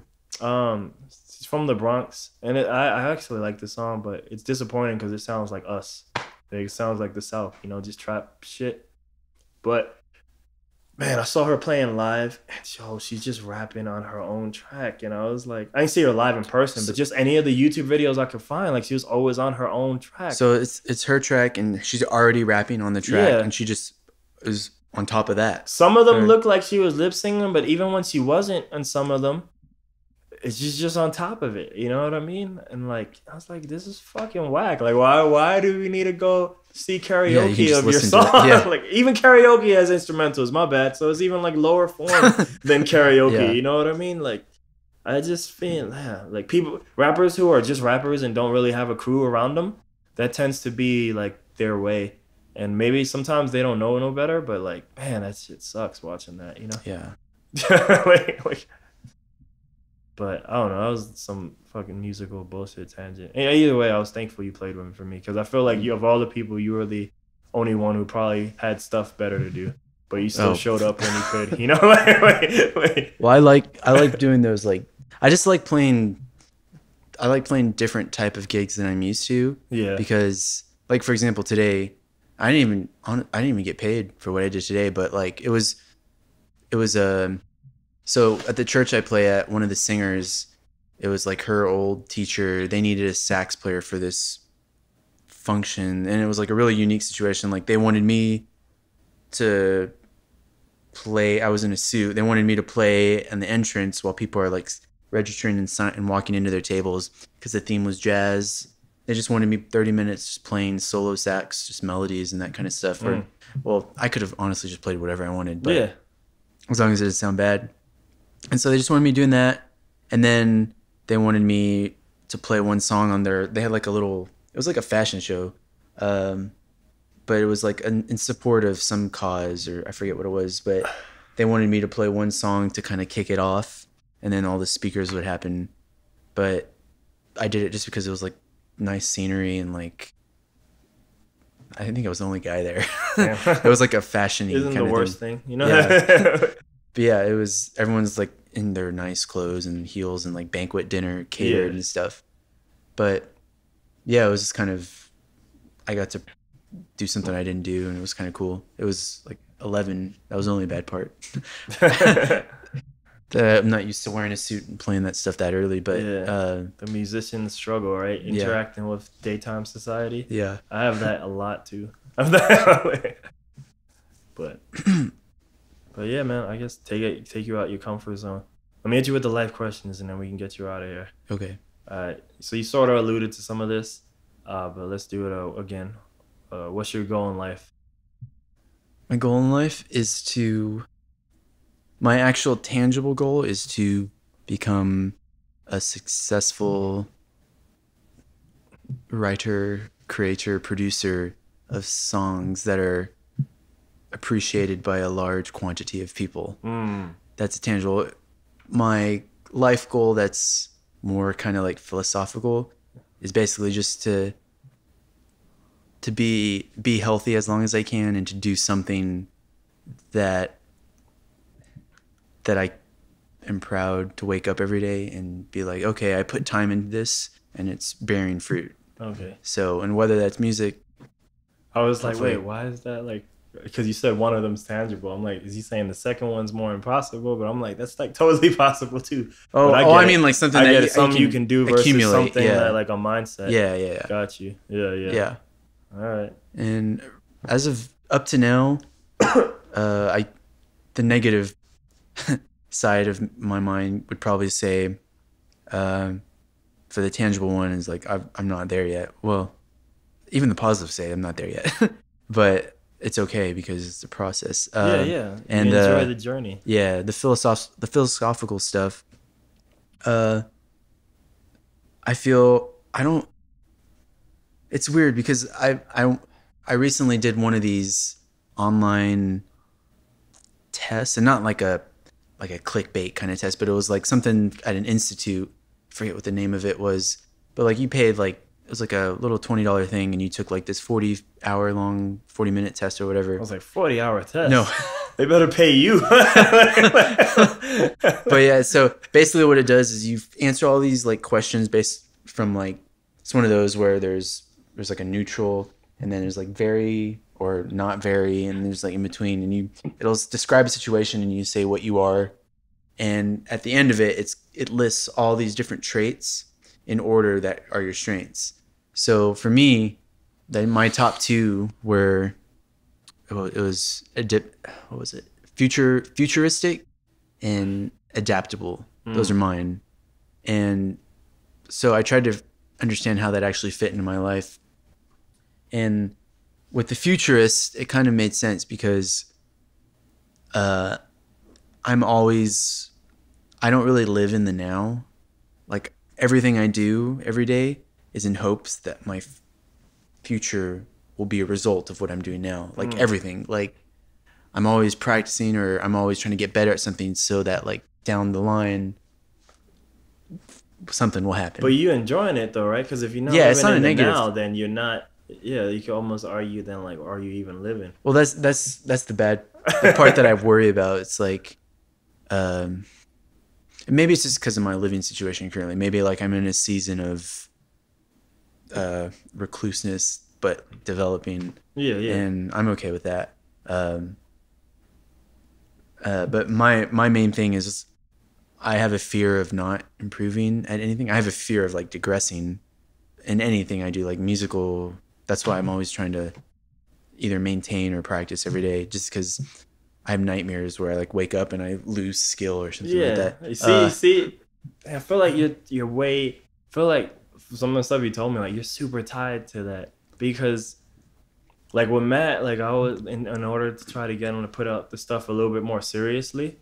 I'm always like and I think this shit probably.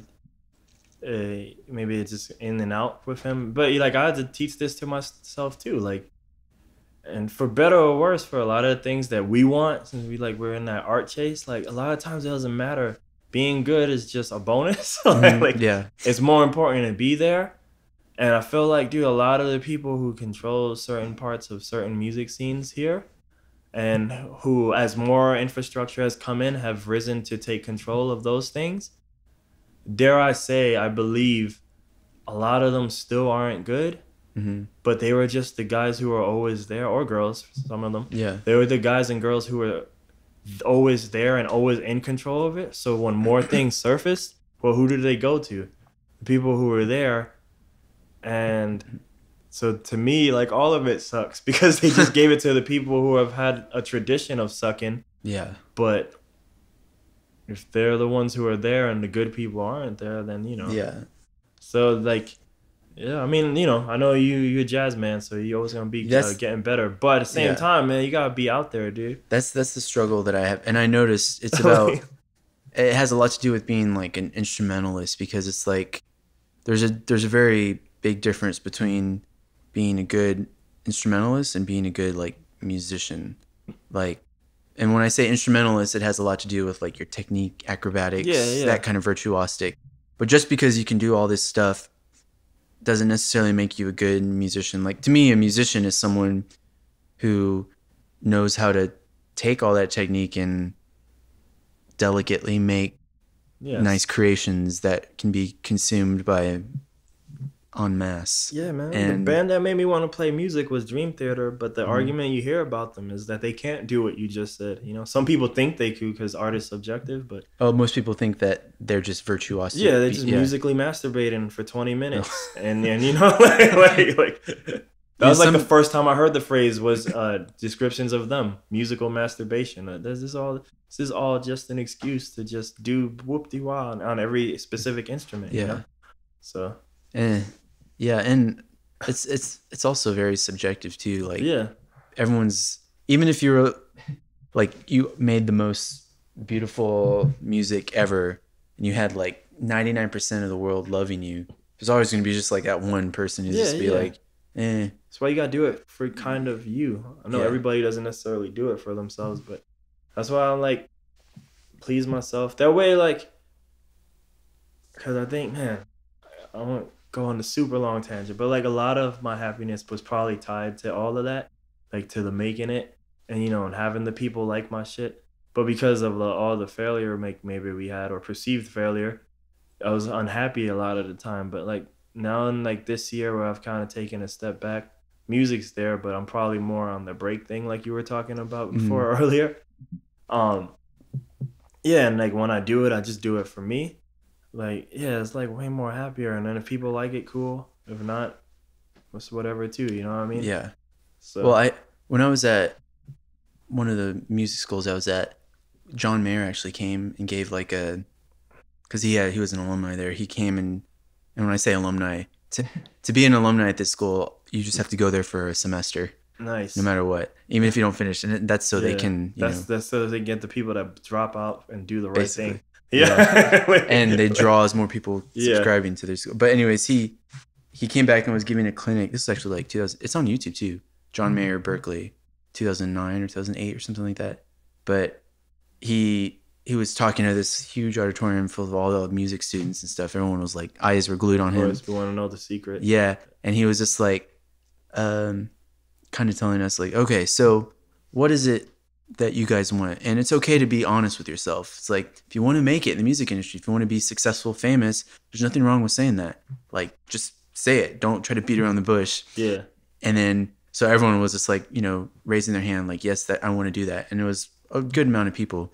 And I was glad that he said that because my whole life, and I don't know if some other people feel this way, but I kind of always felt when people are like, what do you want to do? I would feel ashamed of saying that because it was like, ugh. But so he says that and he's like, okay, cool. So now I want you to think about what making it actually is. Like, how do you define that? And he proceeded to talk about how he knows a lot of people in the music industry. He didn't say their names, but he knows a lot of people that we at that age, like 18, 19-year-olds, would think, oh man, they've made it, they're famous, whatever. And he was like, these people that I know that have made it in your eyes are miserable. Like they're not happy. Like they don't even think they've made it. Yeah. And they probably will never think it. So you kind of his thing was you have to define your expectations and be happy with it. And like you said, it's the journey, it's not the destination, because a lot of people, it's so hard to accept that though. Yeah. And even realize it, you know. Yeah, because most people just think you're gonna get that recording contract or whatever and like, I made it and I'm good, done. Yeah. But I mean, that seems nice in theory, but it's like, I don't know, it's kind of like the whole dog chasing car kind of thing. Yeah. Once you finally get the car, it's like, what do you do with it? Yeah. And yeah, maybe for a year you'll have all this money and riches and stuff, but it's like, from this perspective, it seems nice, but obviously if there's people who are making it beyond and are not happy, they're committing suicide. Like I'm like the guy who was the guy that recently killed himself from that what was that? Was it? It wasn't Limp Bizkit. It was Linkin Park. Yeah, Linkin Park. Yeah. Like he made it, right? Yeah. Like made it, and he still wasn't happy. And the one that touched me was when Dave Mirra did it. Was he the friend of his, or who's Dave Mirra? Dave Mirra is like just let's just say keep it simple. Michael Jordan of BMX biking, Okay. So, I remember hearing that name a lot. Yeah, so just Tony Hawk for bikes, for BMX bikes.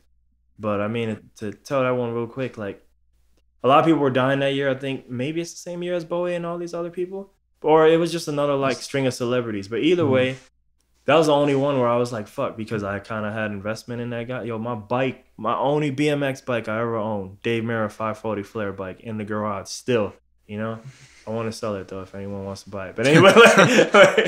But anyway, yeah, no, so I love that dude. I had the game on PS2, I believe. Probably still have it, maybe. So I'm gonna sell that too. But anyway, yeah, so I watched that guy in X Games when, I don't want to say when he was a nobody, but I mean like he just ends up winning, same level of like Jordan status where you go from being the guy to like, oh shit, that is the guy. You know what I mean?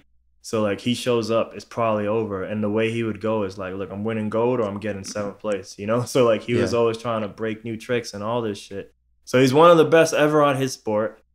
He retires he retires early, just like Jordan actually. Retires early, but you always need that fuel. So he gets into rally car, he gets into like MMA and other like types of fighting. He's doing all this other shit. Does a bunch of stuff, right? Life's good, he's rich. Has family and kids. So from the outside looking in, like, dude, life is great. He did everything. But he kills himself in the car, And to me, that was the first time I was like,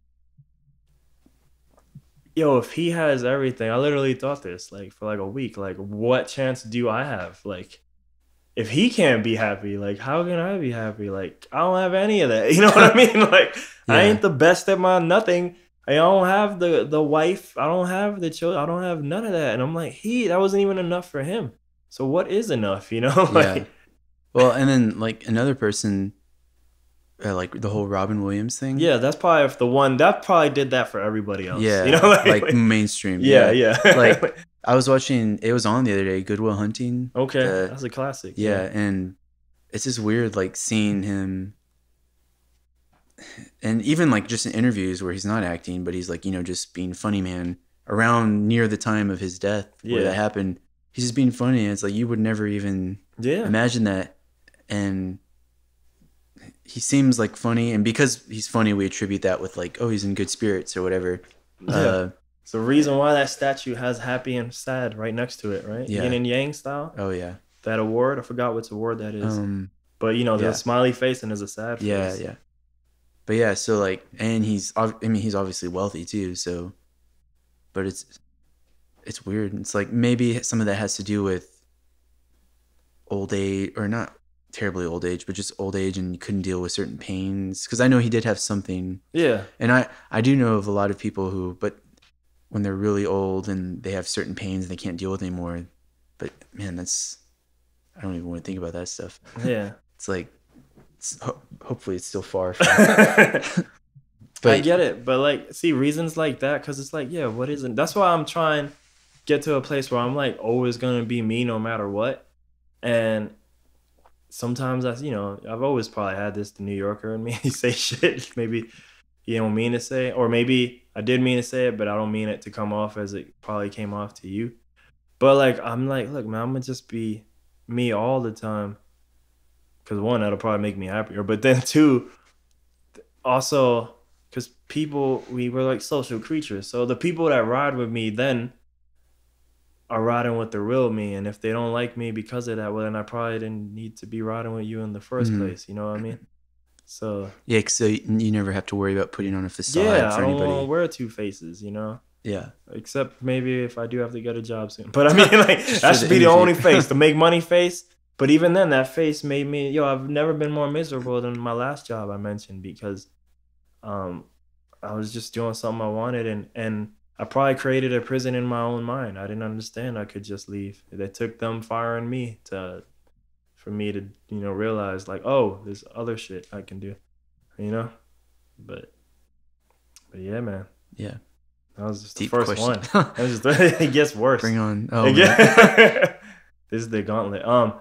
Who do you have compassion for? Oh man, that is worse.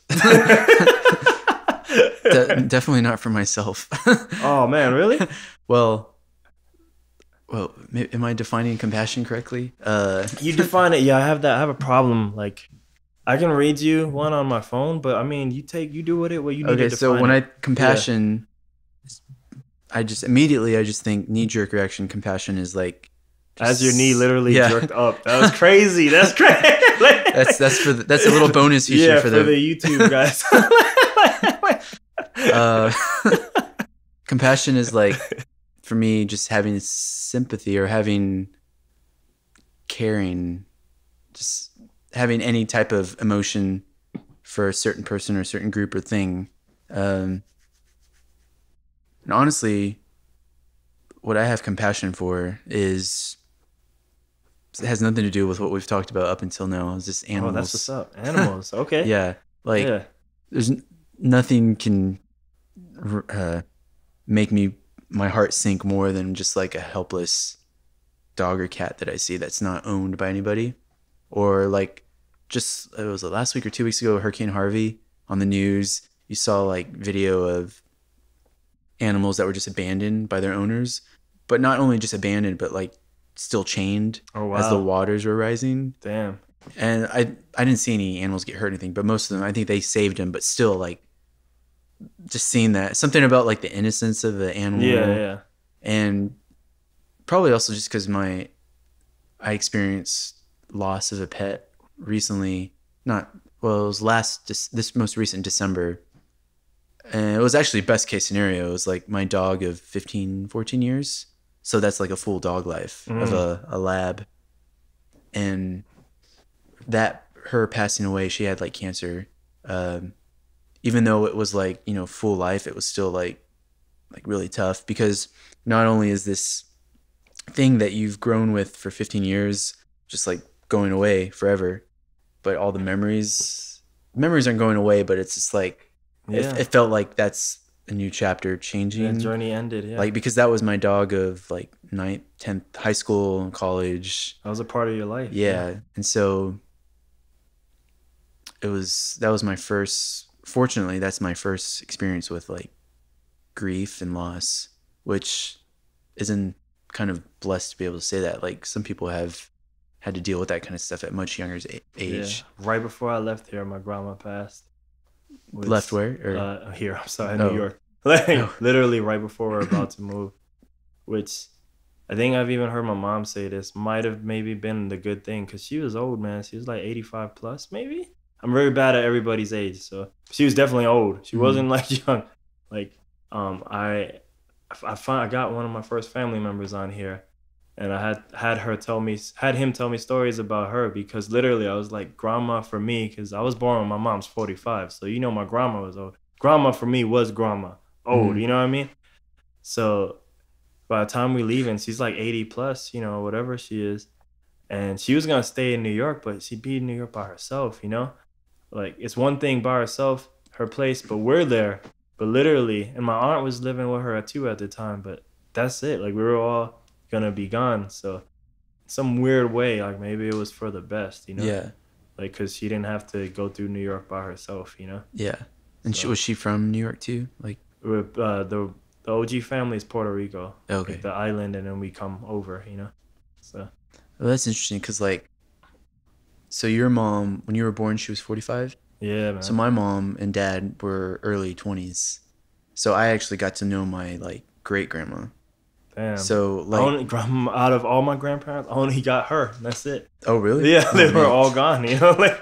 Yeah, I still have all my grandparents. Like, it's only now that they're starting to actually like resemble grandparents. Like, okay. When you think of like their late 60s, early 70s. Yeah. And it's weird to think, because like as a little kid, they were my parents' age right now, and my parents aren't my parents are late 40s, early 50s, Yeah. but they don't like look old. They just seem like, adults.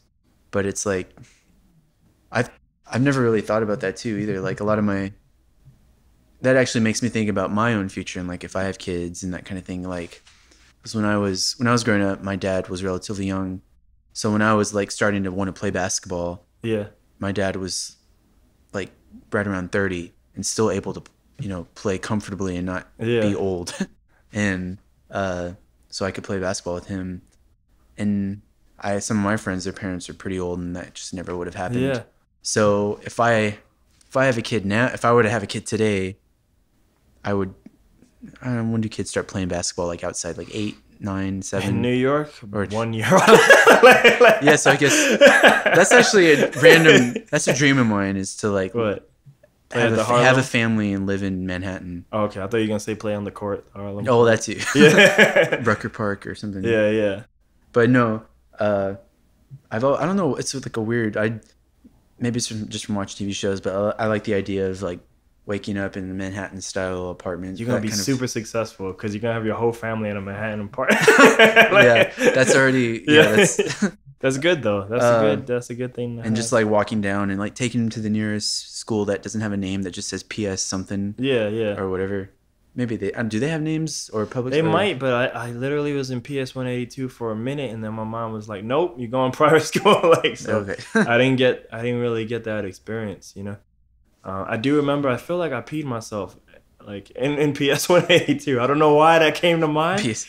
But like this, you gotta understand, it's before first grade, so I'm young. Like, I'm just justifiable peeing myself. Maybe it's not. I don't know. But I was young, so I'll own it, Yeah. But I mean, like, I just remember peeing myself. Like, I don't know why. Like, that's what the PS stands for. Peace. Yeah, there you go.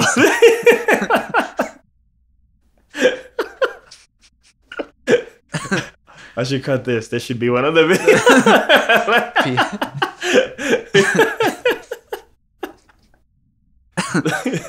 But does Manhattan have like the touristy part? Are there schools just like all over the place? Like, I'm sure there's somewhere like schools? I'm real bad, man, because my first 18 years was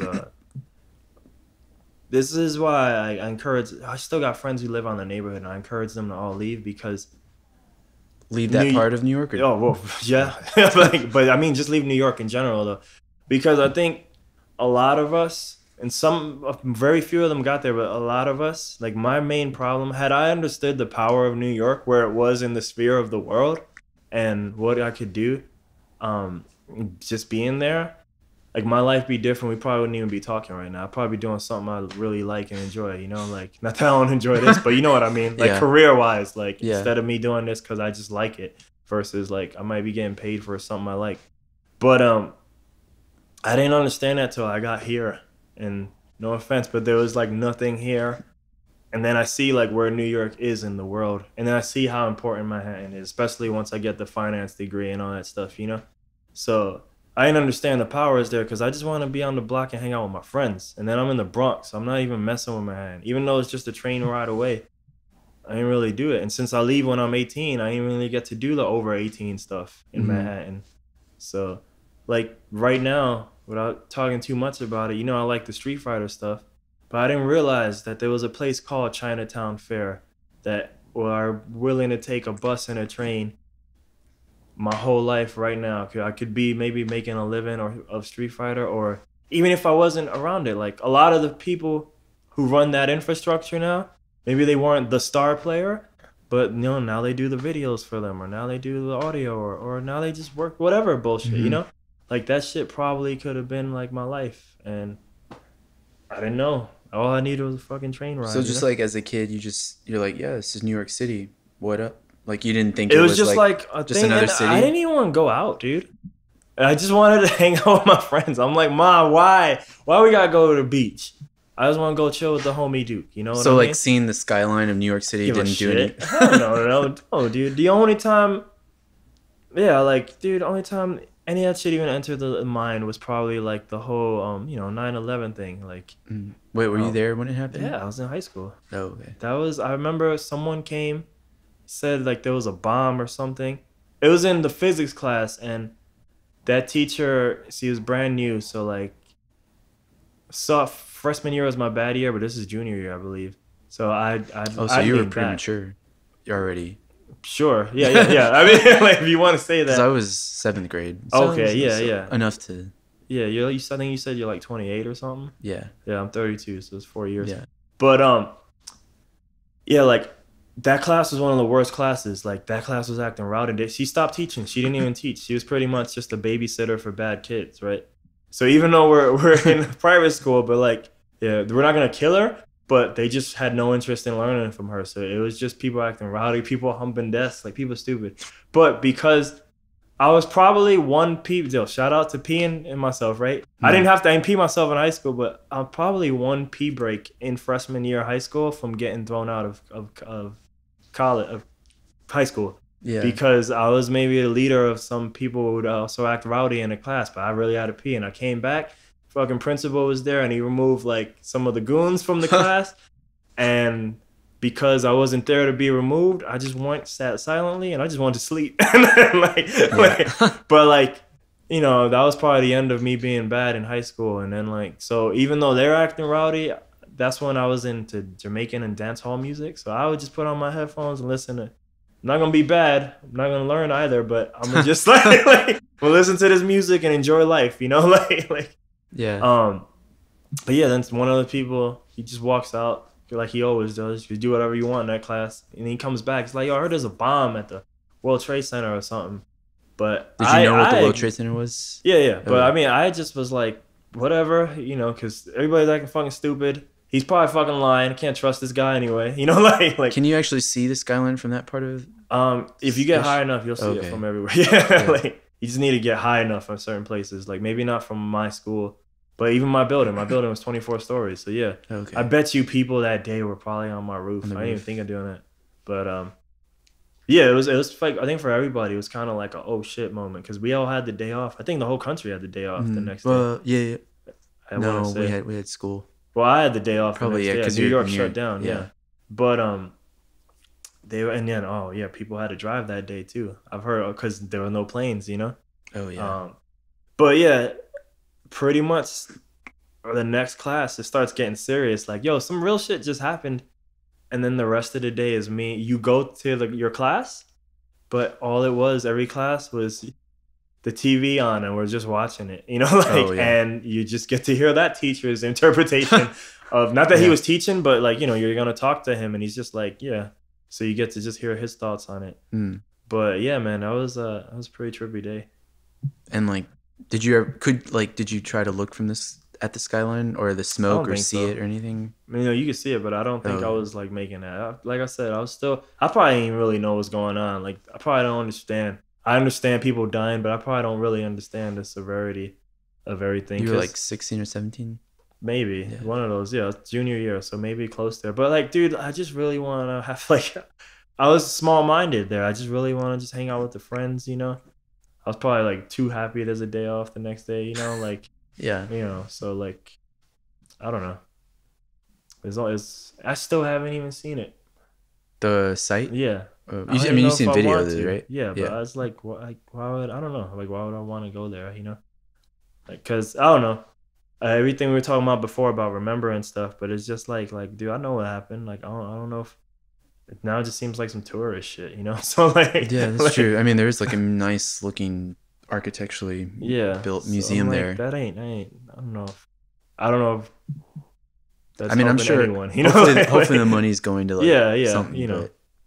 But I'm just like, I'm good. I don't need to see that. So like, yeah, I'm kind of I'm interested in like how it affected certain age groups because I know like, so you were in junior, I was 7th grade, and I think maybe anything younger than like younger than 4th grade and it's probably just like, but like right around like 6th grade and above or 7th grade, it's kind of like you start thinking about death a little bit more, like you know it exists. It's still far from you. But Frank, I read that in 6th grade.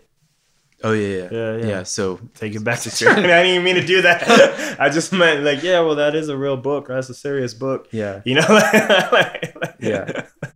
But because I know that in the days after 9/11, I was for that whole year, like I would, even when I was at home or I was school and I was like free time or dead time, Yeah. I would get my ruler and I would draw two towers. And I would just always, I probably still have that in my house somewhere, just like a bunch of drawings of, Damn. because I was also, at that time I was wanting to become my dad had bought me this Marvel How to Draw Comics book because I wanted to do it. Then I realized it was really hard. Yeah. Because I didn't have the right hand for it, or I probably couldn't have done it if I put more time into it, honestly. For sure. But, so I would draw the towers and I would draw like the impacts and like people falling out. And I did that for like a whole year. Like, and like looking back on it, I was like, I wonder why I did that. Like, maybe it was my way of coping, even though nothing personally happened to me. But at our age, seeing that kind of stuff is like, for millennials, they've tried to do studies on like how 9/11 affected millennials. Is that what we are, by the way? Yeah. Okay. Mm-hmm. Yeah, because what year were you born? 85. Yeah, that's millennial. That's what I am. Damn. You didn't want to be millennial? I don't know. Well, people just attribute millennials with BuzzFeed. Yeah. Just because I don't want to be affiliated with BuzzFeed. At least their list stuff. But I think millennial, I don't know, there's a specific year thing, but pretty much it just has to do with we were raised in certain technology. Being like, we grew up without it, but we also grew up with it. Like at a certain point in time, like, like we didn't have the internet and then we did. Yeah. Whereas some people just grew up as babies with internet. Yeah. Like the kids in high school now, they just like no internet. I remember going to the library, signing up, getting my 30 minutes of internet, like or the 56K. Yeah. Or 24, the original, I think, right? 24. 14.4, I think was the first one. Oh man. Yeah. The AOL thing. Yeah. And then there's the payphones. Wow. You don't see payphones that often. Oh yeah, Superman is dead. Yeah. He can't change no more. Like what's he gonna do?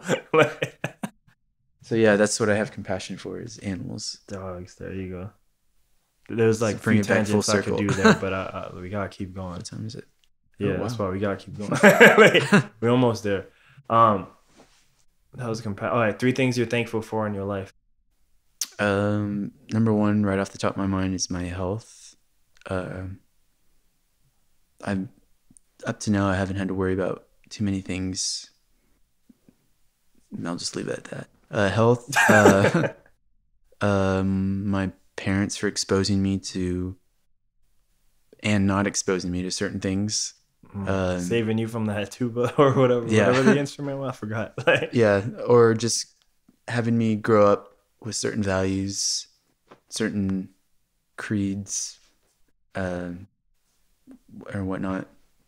So my health, that, and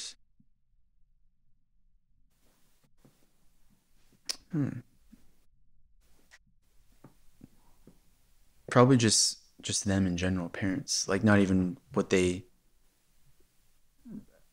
how they raised me, but just like what they've given me. Yeah. Because like if I was born into sometimes I think about like, man, I could have easily just been born into a family that lives in the projects. Like, and I would have never gotten a nice saxophone. Yeah. That kind of stuff growing up. Or I could have been born in Uganda under the leadership of some terrible monarch who kills people. Well, first of all, I probably would have been killed right away because I'm white. And that would have raised suspicion. Or I could have been raised in China or anything like that. Not saying it's bad to be raised in China, but like it's different struggles that you wouldn't even get to where you are right now because you're overcoming other struggles that we didn't have to overcome here. Yeah.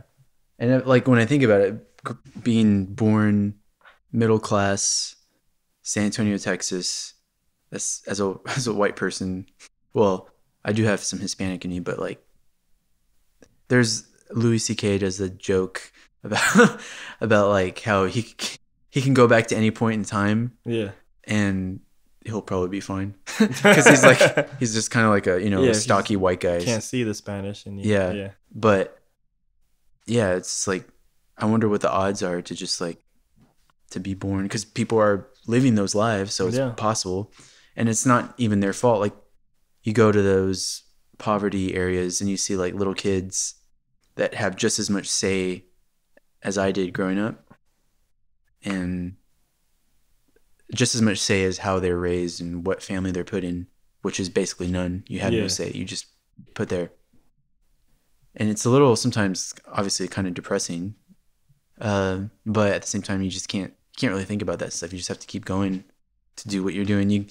And like I said, you can help when you reach a certain status or whatever, you can afford to help those people. So that's one thing I kind of wish for, is like later in life, if I become a certain person monetarily, it'd be nice to give to those people that have, like, animals, unfortunate humans that were raised in certain living conditions. So you gotta super make it so you can make your own We Are the World record. Yeah. We Are the World 2 or 3. Then they do a remake, like the Haiti one. Yeah.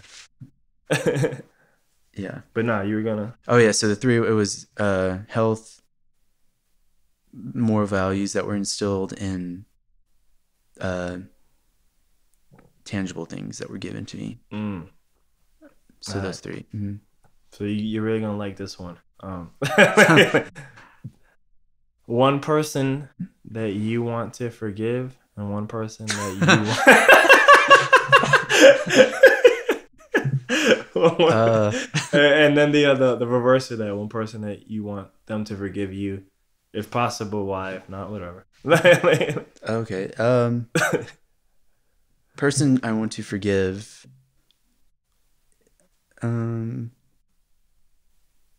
It's probably that bassoon player I alluded to earlier. And I don't even.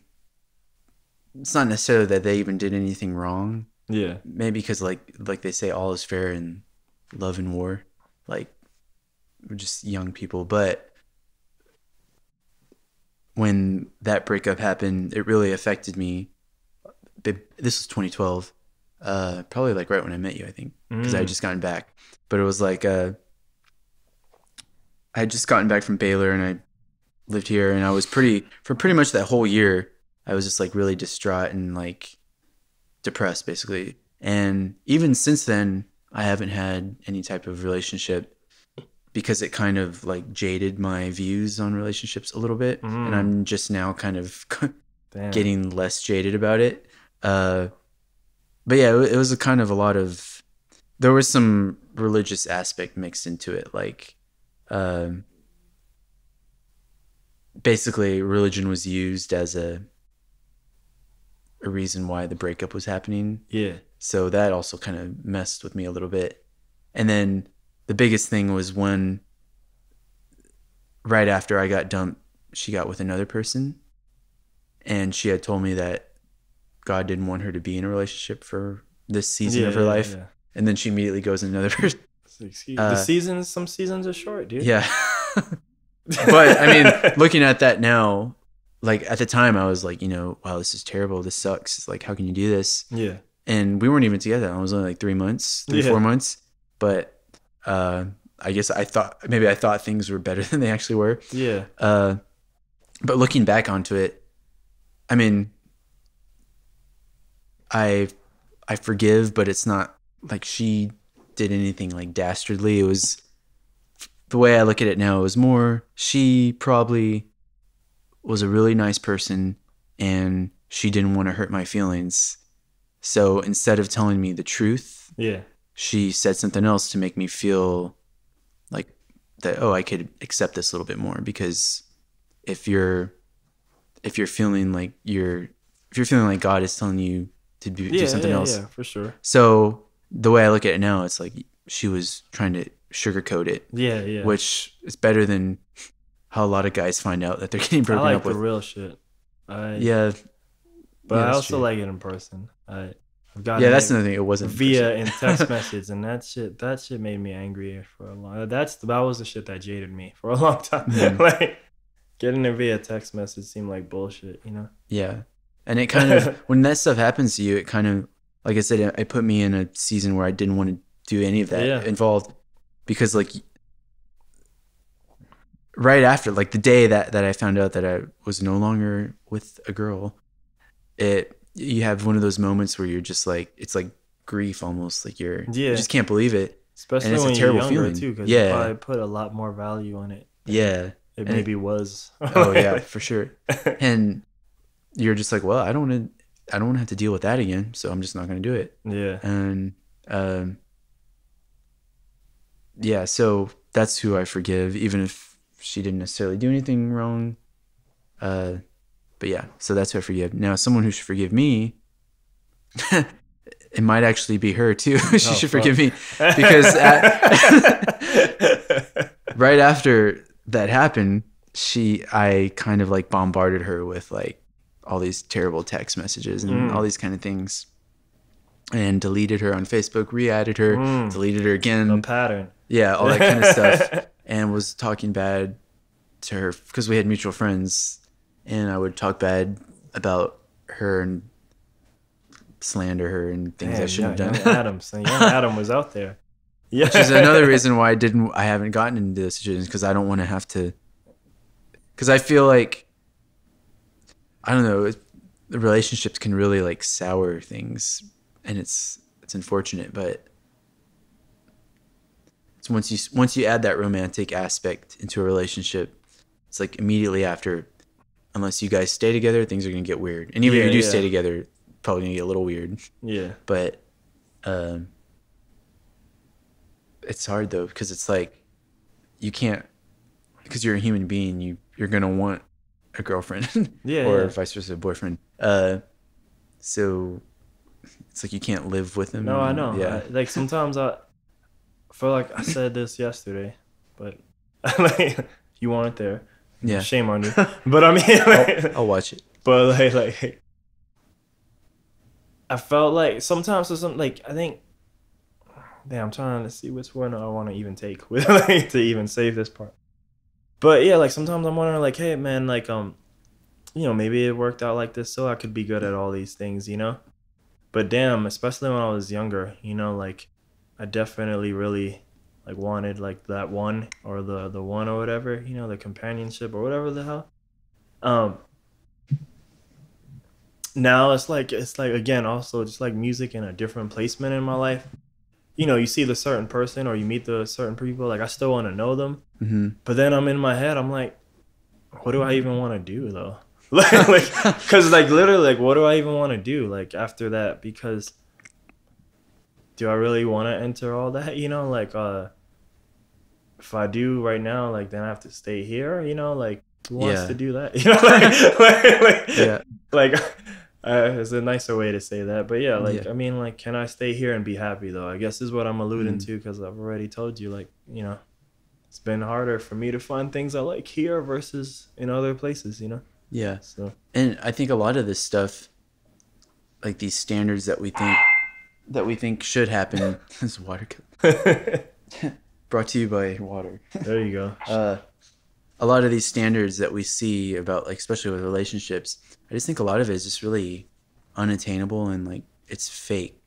Like there's a reality of what relationships really are, and based on what we see in society, people getting divorced all the time, apparently half the people aren't doing it right. And it's starting out okay. Starting is not the problem. Yeah. Everyone loves to start. Everyone loves a new relationship, new thing. But you said it before, we're human. So we keep evolving, we keep changing, and a lot of people can't deal with that, because even though we're together, we're both changing, And it's like, are you willing to grow with that person and shit? Because they're not going to be whoever it is you fell in love with or first saw or whatever, Yeah, and not even just physically, but like... Yeah, both. Yeah. Both as a person, Because they're going to grow and evolve too, just like you're trying to do, Mm-hmm. Yeah, and it's and because we're human, like, we get bored and we like new things, and so this is more trying to keep it secular. But like, it kind of makes me wonder sometimes, like, I have my religious beliefs about what marriage is, but then like secular, when I'm not thinking it under the umbrella of like religion, like, are we even meant to be like with the same person for a long time? Because obviously, I wonder if the reason why people are getting divorced so much is because it's not meant to be like that, or it's just because it's lousy people and people's egos or selfishness is getting in the way, and just, you know, people being terrible. I would probably say it's both. Definitely a lot of lousy people, but and then, you know, a lot of the fools rush in stuff. But I think also a lot of people want to. I mean, I think, you know, there's that whole evolution thing about how we're, I guess, you know, the males are supposed to go fuck around and stuff. So yeah, like, yeah, it probably maybe wasn't meant to be that way, because just genetically we might be programmed. If you speak about it in that way, like, let alone getting a girl, it's less getting a girl and more about procreating. That big word. I was looking for the real word. Yeah, like procreating, you know. So yeah, it could be that too that runs it. You know, that's what attracted you there, and then you already procreated, and it's like, yeah, go do it there now. You know, you don't do it. Yeah. So, and then like when I do put that under the religion umbrella, it's like, then I start like, man, so is this like some type of game or something? Like, were we given this like natural instinct that's sinful, and the righteous way is to abstain from the urge? And it's just like, man, that's like, so I'm supposed to naturally want to do this with multiple people, but the righteous way is just pick one and like be able to control yourself. That's the challenge. Yeah, you know, the challenge. So maybe that sucks. Yeah, I know, but I mean, why can't we just same thing? Why can't I just be a badass saxophone player without like playing every damn day? That's true. You're learning scales and shit, you know. Yeah, so. I guess that's a good point. Yeah, what was the question again? It was forgive, vice versa. Oh yeah, we were talking about. I think you answered it. Okay. Yeah. You ready? I'm gonna say the next one, and I'm gonna let them outside to the back while you answer it. It's gonna be rude, but it'll make perfect sense. Where do you see yourself in 3 years? In 3 years? I'm gonna go take them out real quick. But I can see talking. Yeah. Okay. I'll hear it. Okay. So in 3 years, let's see, how old will I be? About 31. 3 years, 31 years old. Physically, I see myself not in San Antonio, but I don't know where yet. I'd like to live in Europe to some extent, but I don't know where, and I don't know how feasible that is. I'd like to live in, like I said before, New York, and of course Europe, anywhere. Just somewhere not here.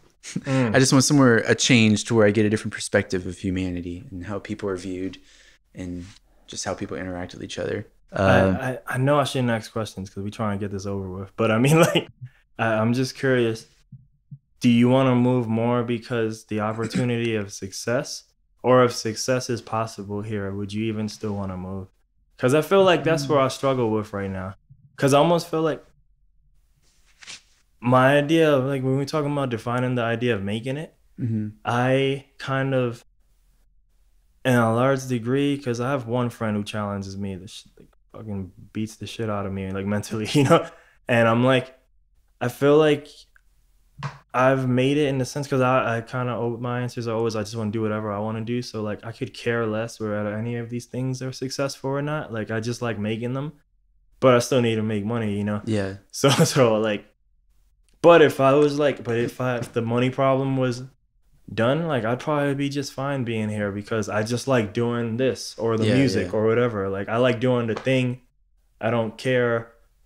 I'm more interested in the thing being successful so that I can do more of the thing than I need to be famous or need to the world to hear my track, you know, like, just enough so I don't have to work. That's, you know, like, I just don't want to do things I don't want to do, you know, like, so, like, but if I was financially okay, like, I'd probably be just fine being here. Maybe just get my own place or something. Yeah, I guess if I could be successful here and stay here, I would probably do that.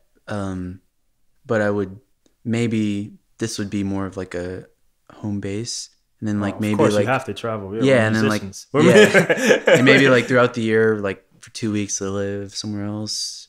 That's like the ideal. Obviously that's expensive, but like to answer the question, yeah, I would stay here if success was possible. Okay. But I mean, if the same amount of success was possible in another city, I would move there too. Okay. And then of course, if it was like tenfold more, then I Yeah, would yeah. definitely move. So physically, that's where I kind of see myself in 3 years. Kind of like career-wise, or I just basically in 3 years, if I am still here, then I will be really upset with myself. Like it's a tough question because I don't necessarily know if I see myself married in 3 years. But that kind of goes back to what we were talking about earlier about like having the kids young. Yeah, because having them at 40 is kind of, I don't know why, but it's kind of scary because like then by the time they're 20 and leaving high school, I'm already 60 and might be dead. I feel like you probably want to be a part of their life a little bit longer. Yeah, and you're like, I'm only gonna get to see the beginning, and you want to see at least the middle. And I don't know why. That's just like my initial reaction. Maybe it's just because that's what my parents are doing, like because they're relatively young. Yeah. But because one of my friends, his dad is like, he's my age and his dad's like 80s. If he's still alive, I don't even know. But yeah, and I have a fear of like getting too old for a certain type of girl. Okay. Like, because definitely me, man. When I meet, I ain't mean for this to even be possible. I think I was hanging out with somebody. I'm not even trying to date her or nothing, but just people, and I think she was 21. Yeah, it can feel awkward, because just some of the things she's doing, I just have no interest in anymore. You know what I mean? Yeah. So. Yeah. So I'm 28. So I just honestly don't know what they think. Like, if I'm dating, like if I see a 21-year-old, I'm like, I'm gonna think if she's pretty. Even if I'm 38 and I see a 21-year-old, you're gonna think she's pretty just because that's how our nation. Sure. But like, what do they think? Like, do they think, oh, he's too old, or does he have money, and maybe these are things that don't even matter. Like at a certain point, if you meet the right person. Yeah. And that goes back to the previous question. Like, is there even a right person? But yeah, so do I see myself married or not? I don't know. I'm not. That's not on my radar right now. So. Yeah. Because I feel like if I were to start thinking about that right now, then everything else kind of goes on the back burner. You're gonna change your life path. And I want to give this creative thing a chance. I feel like that's the plight of all of us. Like of all the artists. Like, do we want to do normal society, or do we want to do the thing? Because if I'm single and trying to because I can afford it on meager living expenses. Yeah, but when you gotta provide, now is the problem. You're torn. Yeah. So 3 years you'll be somewhere else. Yeah, somewhere else hopefully. Got you. You done with that one, or you? Yeah, I'm done with that. Okay. What is the perfect day? Perfect day is a day where I successfully like create something musically or practice a skill musically that I feel I've made progress with, and it's slowly getting into my arsenal of whether it's piano or this, to where I know I'm going to be able to use it functionally, like in a performance setting. Yeah. Or I learn a new technique or something like that. Musically, that's a perfect day. Actually, that's a perfect day in general. Like, if I feel like I had a good practice session, then I feel good about myself. You live in all kinds of perfect days. That's what's up. If I exercise and feel good about myself, it's a perfect day. I think the thing right now that the way I'm living that's not making it perfect is just that I'm not surrounded by a lot of people who are in my age group. And I'm kind of like missing that. Like, I feel like most of, I guess the word that comes close is kind of boring. It's boring. Like, a lot of my life is becoming monotonous, and that's why I kind of want to change. You need the unsafe stuff, man. Yeah. Yeah. You're too much in that safe scene, man. Yeah. So, but that's why you get paid and we don't. That's why. Yeah. It's not fair. It's not. It sucks. That being said, I'm down. I'm ready. I'm ready to be safe. But it's too late. I don't have the patience to learn my instrument to the level that you have. You know. Yeah, it's like if I were to have to start now, it would suck. Yeah. Like the only reason I keep coming back to my garage to practice is because I know I have all those reserves of years of muscle memory that's accumulated that makes it bearable to where it's like when I practice, the learning curve is increased. But like if I on an instrument that I'm not that great at, like when I make bass stuff, I usually do it on the keyboard bass stuff. I sometimes I get my dad's bass. He has a nice Fender P bass and a jazz bass actually. Yeah. And I'll try to play it, and I have some guitar chops, not really bass chops though. But I'm just like, and then I get excited. I'm like, oh, maybe I should start practicing this every day. And I'm just like, that's a lot of time to invest, and I have to like be like, because I could, and I have the confidence that I can learn this. It's going to take time, but do I really want to be a beginner again at something, or do I want to take something that I'm already like established at and try to just go from there and make? See, that whole thing is why I've been slow with video, like. Because when I learn audio stuff, it's like, when I learn video stuff, it's like, like I'm back here again. Yeah. Even though there's probably actual money in video, like I just still been slow to it. Yeah. And like, I felt that way earlier this year, last year with like computer coding and stuff. Yeah. I like had this slight interest because I thought of an idea for like an app. Okay. That would, for musicians, that would maybe be cool. And I saw that no one had created it. I was like, oh, I should probably make it. And then I read about how to make it. I'm just like, I don't know any of that stuff. And so I went to like Barnes and Nobles and looked at some of the books, and I'm just like, do I want to really? That's where you hire someone. Yeah, right? I know. Yeah. And so if it's still not out, maybe do that. Maybe, yeah. But it sucks, and now you gotta pay somebody. Yeah, that's the thing, and that's why I've been trying to learn mixing and all that kind of stuff, because I don't want to have to always outsource it to somebody else. But I feel like when you come to me, it goes back to what I'm saying. Like, and maybe you need to do this because I have friends in Austin who would do this. And I don't know, maybe one day it'll pay off for them. But like, I don't care. So like, I ain't worried about my brand. I'm going to put that shit out.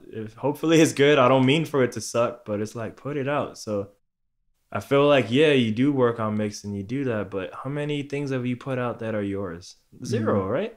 Unless you count SoundCloud, right? Zero. Even though you put it. So, I mean, like, that's the only way you're going to learn if it's good or not, right? Yeah. Put it out for real, run it by your group of friends, and then put it out.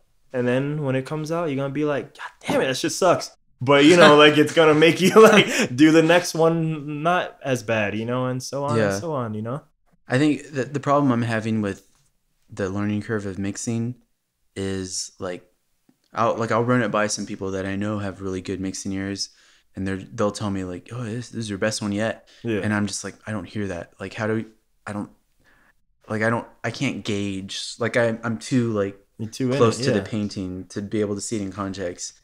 And that's why I'm always focused. Like, Jay, remember the goal. The goal is finish song, put it out. Finish song, put it out. Yeah. Versus, because you're not gonna see those things, Because there's a lot of stuff out there that I think, in my opinion, that quality-wise of the music, compositionally, aren't that good, but the sonic acoustic is great. So I'm a firm believer. All of my beat friends right now, no matter what skill level, if they were just mixed by like a pro, their shit is just as good. Like, because where music is right now, like it's all about the Well, I mean, just Christmas well, and- yeah, dude, their 4-bar loops just as good as theirs. The only difference is they mix like dog shit. So like it sounds like dog shit, you know? But I'm like, if Pro over here in LA was mixing it, like he'd probably replace the kick drum and the snare and then like instant classic. Instead, you know what I mean? Like Yeah. like then it's on you to get someone good on there, you know? I'm 100% confident you can do that with a lot of crappy beat makers. You can just have it mixed by a pro and their shit will be just as good. So that's So why I'm perfect just like, day. look, man, I'm gonna just make good songs. That's what like that's why just have fun. For me where I'm at. Like you, So you that got different goals, but I'm gonna perfect. just have Yeah. fun. Perfect day is where I don't. No, I revised it. Perfect day is me not thinking about any of that stuff and just like doing stuff Yeah, man. and not having any like what is the word? Self-consciousness Self-awareness Self- of it? Yeah. or self-depreciation or Okay. self-hate. The song I like- put out by my friend, right, who passed, my first time rapping where I released it, right, and played it for a rapper in Atlanta who has an actual album of him rapping mixed by people, not himself, mixed by people who kind of know what they're doing. It sounds real good, the album. Sounds better than I think I would have done it for him because I did one thing for him and I wasn't into it. So since I wasn't into it, I think it sucked, you know? Mhm. But he was hearing my thing and he was like, damn, I wish I could get my vocals like you. And I'm like, dude, I just started rapping.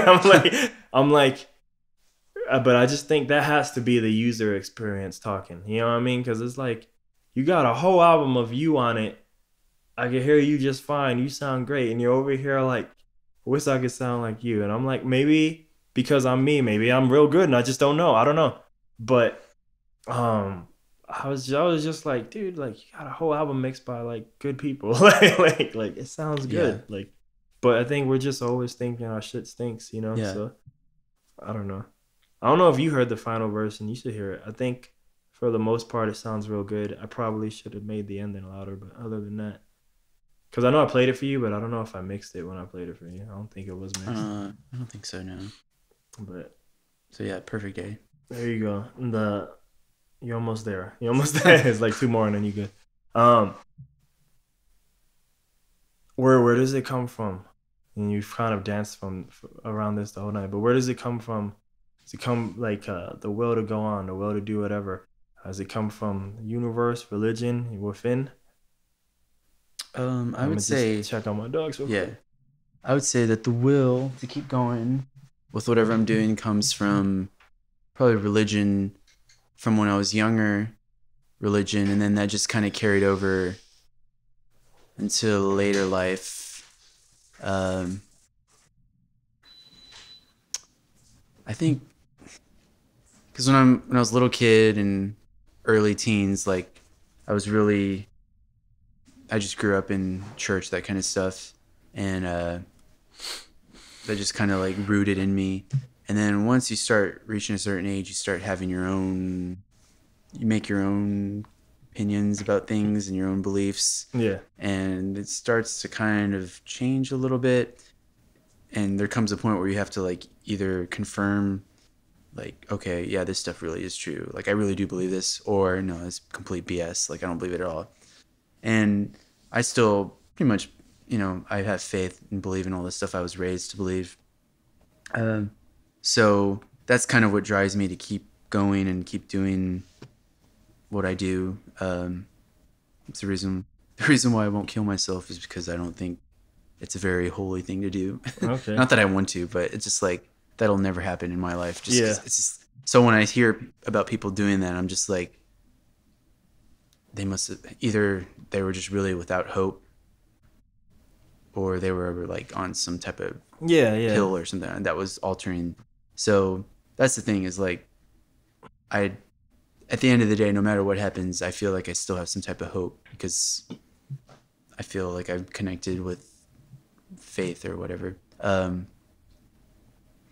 In terms of like why I keep doing the music stuff, because I personally feel like I have something to offer, and now I just need to figure out how to wrap it up and present it to people. And that's for me the challenge is like the arrangement of how I'm gonna brand myself, because that's what's the big thing these days That is is branding. the word. But you see, like, Yeah.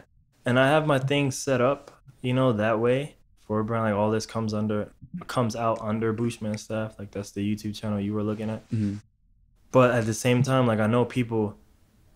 I just feel people sometimes at our level, and maybe it's the right thing because I ain't successful. So like, but I feel like they care too much, Yeah, that's what I get from like the Instagram feeling. Like when I follow those like Instagram girls, it's like all they care about is their brand, like their brand, and it's just like, yeah, but what are you offering? Like, what can you do? Like, what can you do other than just like bend over or show me your. That's one thing, but I think what I'm talking about, like if we go back to like just us as musicians, like I have a friend, I feel like I talk about him a lot in this way, but like he's been slow to come over to my side of thinking, right? And like now he's finally gonna start doing the singles because he was doing the album things, but I feel like he's wanted to quit like doing a lot of, because me, I put out a lot of shit, whether it's good or not. Like even if it's other people's music, I'm always doing stuff. But like I felt like he started to feel like, man, that devalues some of it. But it's just like, dude, no one knows who we are. Mm-hmm. So I get where he's coming from, but I'm like, but who are we devaluing it for? You know what I mean? Like it doesn't, like he's coming from a sense like he's already made it.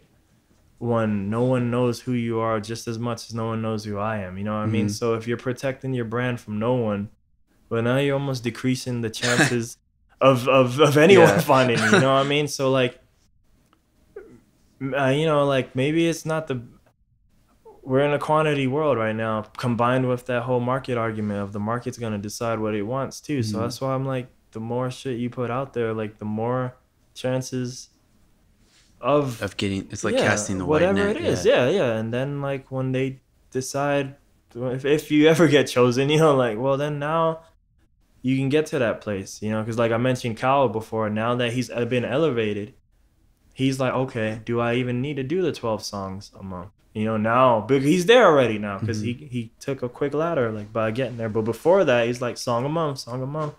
Or the other guy, Russ, I won't go into his story, but I tell it a lot to all of us musicians. He did a song a week on SoundCloud, and that skyrocketed him to whatever, That's his long story short. There's a longer version. I study that man a lot because I find him fascinating. But yeah, like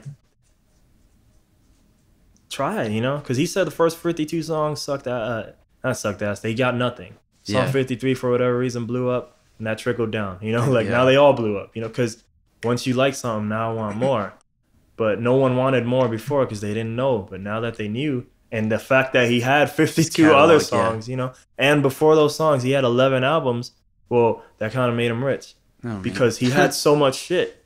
And like now he has a 50-50 deal with Columbia. And the only reason he was able to leverage that was, I don't need you because I have 11 albums and 56 songs before you. What are you bringing, So that's why he was able to be like, all right, 50-50. And what they brought him was their Columbia. Yeah. But now there was more, and there was incentive versus if you're brand new, you only got one hit song. Like, why are we giving you 50-50? Like, you know what I mean? Like, so. Okay. But yeah. But I don't even remember why I even started that way. Oh, we talking about brand. But yeah, I was just saying like, because like your brand's going to be your name. So you might need to and want to care about it versus like I'm not putting my Abraham. That's not in any of my names. So acronym for my artist name, but it's not really out there. So maybe you do need to care. But I just feel like a lot of us care about our brands and it's like, the fuck are you doing? You ain't making no money. This shit ain't paying your life. Like, dude, like really, really play with it to see what can happen. You know what I mean? Really use it instead of like the perfect one album. Like that's cool. But 5 albums came out this Friday, 10 more next Friday, 10 more. Why do I care about your perfect album? You know what I mean? Yeah. So, I don't know. I feel like this just turned into like some like teaching you more. Yeah, they're like notes. Final question? All right. This one's called I Wish, I Wonder. Okay. I like that I did. I wish I had done. I wonder what would have happened if. Okay. So I like that I continued playing saxophone and that I didn't stop. yeah, I'm just glad I didn't stop or do anything. I kept going, and that has paid off. And literally, I've gotten money from it. So Yeah. Let's see. What was the second one? I wish I would have. I like that idea. I wish I had done. Okay. So I wish that I had actually done at least one of my degrees that I have, sound recording, audio engineering. Okay. Wish I would have done that. Not to say I still can't, but I mean, this is me talking, but you don't need the degree, man. You can just get it for real. yeah, in real, like all reality there. life. YouTube and all that's there, man. But I mean, I wish I would have gone, and I wish I would have started earlier. That's a better word. I'll just leave that at that. And the final one, what was the? I wonder what would have happened if. I wonder what would have happened if I didn't study music in college. Like, what would I have done? Where would I be now? Because I have the roommates I lived with at Baylor. Just like, 3 other guys didn't do music. They're not musicians. I mean, they played guitar. Yeah, for sure. We all do. Yeah.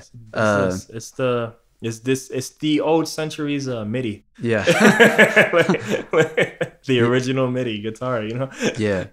So, I mean, they weren't like musicians. Like, they didn't study it. But they did like other degrees, and they weren't any dumber or smarter than me. They just like just like guys. But like now 2 of them have like one, they all live in Dallas because that's where they were from actually. But one of them is like works for an oil company, probably makes at least 100,000 just because he chose to go down the oil route, which is a lucrative. The other one, real estate, probably making the same amount of money. The other one is like probably making 30,000-40,000 doing like child care kind of stuff. Helping but they're all they're all like you would never say like, oh, he's gonna be rich because he's smart. They just happen to go down a certain field, and sometimes I wonder like, I don't even know what their level of like happiness is. Like, are they excited that they have like triple figures at 27, 28? Yeah. Like, does that fulfill them, or do they secretly? This kind of goes for anything. Like, even when I'm at the club, like the jazz club, because it attracts like certain type of crowd. Like, no, I've seen it. You get like I rich feel guys. Like I don't belong there. That's why I'm not the. I probably shouldn't document this, but I don't care. I'm probably not the biggest Jazz Texas fan because it just has this vibe. That probably just isn't for me. It isn't my people. Versus when I go to Elephant Room, I can be there all night. I'll be there all South by even. Like, it's great. But yeah, you attract a certain clientele, and there's a certain music there too. Yeah. Well, like I wonder like how many of those guys who come in, because like one time I played a solo and I sat down, and some like cowboy looking guy came up and just put $100 bill at my foot. Oh, nice. Like as his tip to me, and I took it. Badass. But I wonder like, so a lot of times like some musicians who are living the musician life aren't making that much money. Sometimes they kind of like, wish they were like these like computer guys who are making all this money. But I wonder like vice versa. Are these rich guys who are doing these jobs like oil that rappers, do they secretly?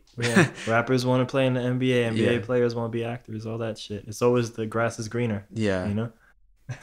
So, and it's not even worth. Is it even worth like thinking about all the time? Yeah, because alternate realities that would never happen for us anyway.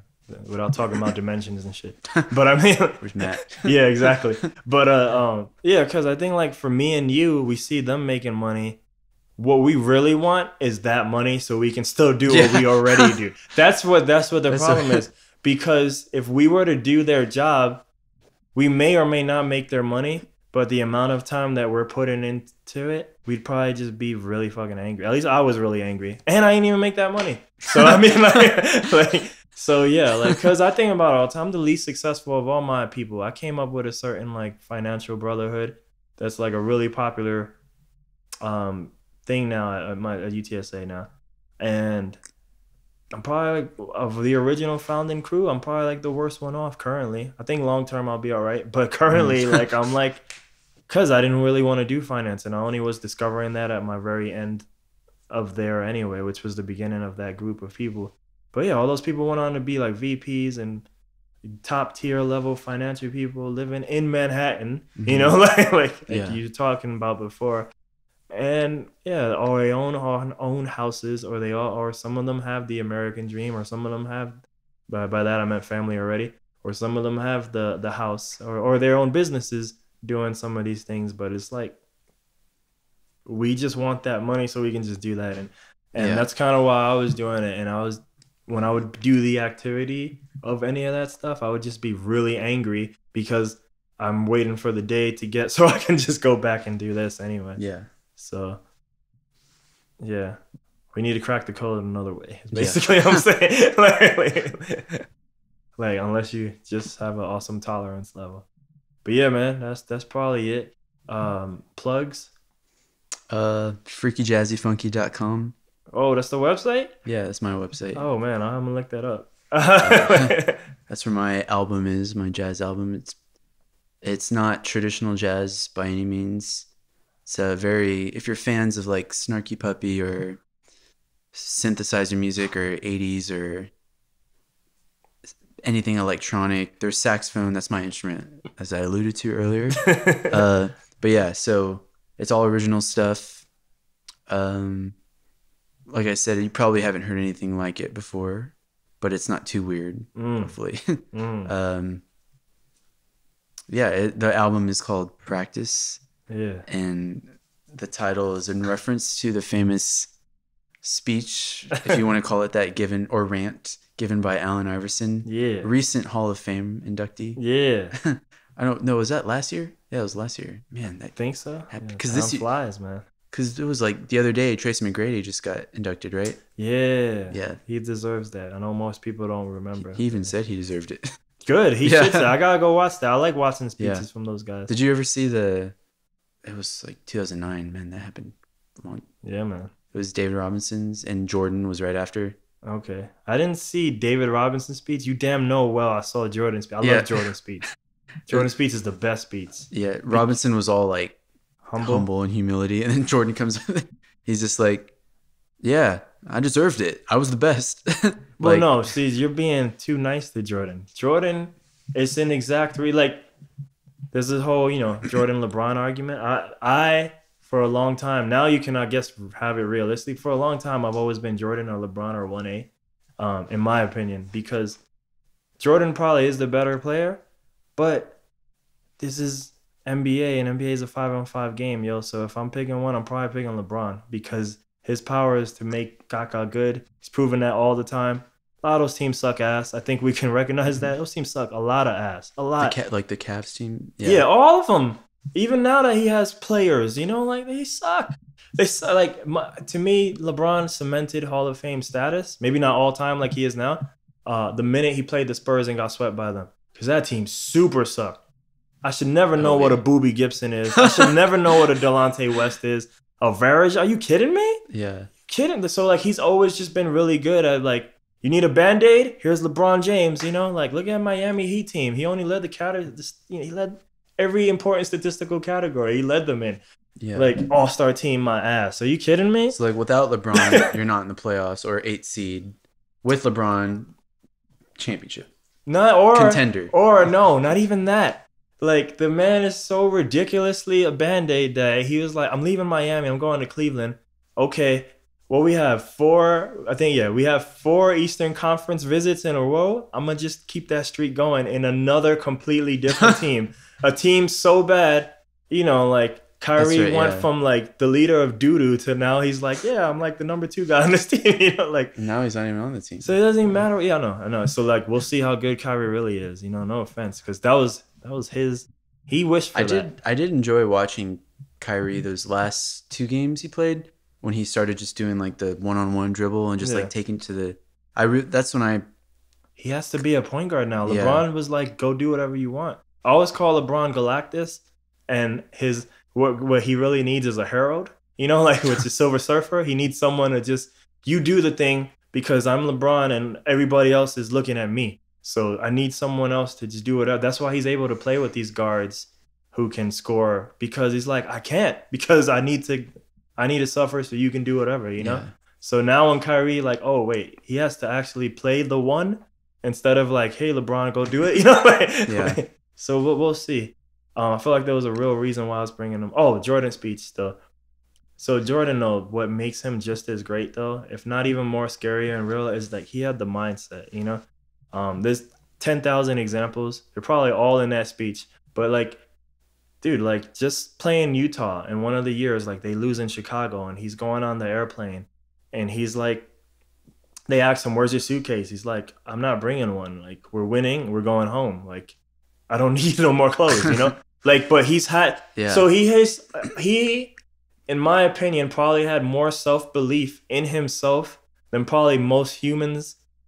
Maybe, I don't want to say history, but like probably, you know, like if that's even measurable, like he's probably always going to be in that 1 percentile, you know, because the audacity to retire like 2 times and come back, and especially the Wizards retirement, that you're the GM and like, yeah, I probably can't trade or draft anyone as good as me, so I'm going to come back even at 38. He retired 3 times, right? So maybe, yeah, but I meant the second time. Okay. Yeah, because the Bulls, you know, twice. But like, yeah, so to come back as an old man and being like, that's what's best for my team. And that's probably why he's probably been a bad owner, because the solution for everything was, I'm going to do it myself. But now when you're no longer the player, you can't, you know, do it, yeah. because he was literally able, and he thought he was literally able to manifest into reality.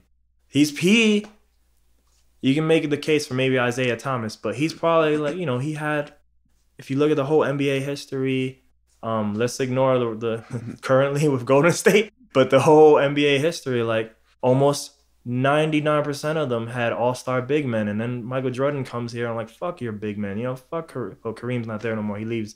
The guy who ends up being on the Kings was there with Magic. I forgot his name. Vlade? Yeah, Vlade Divac. Yeah.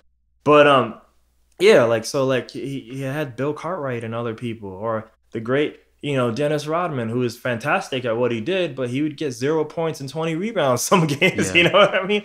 Like, but yeah, so he's like, and then when he leaves, what happens? Tim Duncan takes over, and then Shaq takes over, you know? And other big men take over after that. But like, until we get to this crazy shit where now 3-pointers are fucking coming from outer space and shit. But I mean, like, but yeah, like he was the first guy to really do that. Like, that's why Isaiah Thomas, you can maybe say, but he had important big men. They just weren't like scorers. So maybe Isaiah's in there too. But yeah, Michael Jordan just had that mindset, man, like of self-belief in himself. Like, I'm going to go play baseball. And a lot of people, we like to make fun of him for being an idiot because he quit being the god at one sport and going to baseball. But the audacity to do that against the world, you know, probably rooting against you. And a lot of people say around that era, had the strike not happened, like he probably would have made the pros. Is he going to be Barry Bonds or, well, he cheated, but is he going to be whatever one of the top tier guy? Who knows? But everybody around him was saying that dude was working so hard. He was definitely going to be a good player. Would he be all time? Who knows? You know, that's up to. Oh, is that why he came back? Because the strike ended? He was like, dude, I'm part of a union. There's no way I'm fighting a union. You know what I mean? He probably never said that publicly, but that's the private like concession as to why he came back, you know? But so yeah, I believe his mindset. But anyway, so I said all this bullshit, right? To that mindset is evident in that speech. Because the whole speech is, one of the jokes is, what's the best defense against Michael Jordan? Coach Roy Williams, you know, like, because that was the only time he didn't average like astronomical amounts of points, you know. But Roy Williams doesn't start him like year one, you know. So he's like, man, he takes a little baby jab at Roy Williams, you know, like that was probably the biggest mistake you ever did, you know. Yeah. But look what happened, you know, like that's every speech. Like, oh, my brother thought he could beat me, and then bam, you know, eventually, because he was beating him, but then eventually he gets there. Or I don't make the team in whatever year it was, sophomore year in high school or something. Yeah. But the better ones are later on when he's in the NBA. He starts talking about Chicago, and he's like, I saw that the owner of the Bulls, or he might have been the former owner at this time, he's like, I didn't invite you, though. I don't even know who invited you, because I know I didn't invite you because he had beef with the owner of the Bulls, you know, like everything, like, he is who he is, and that's it. Mm-hmm. With that self-belief in who he is.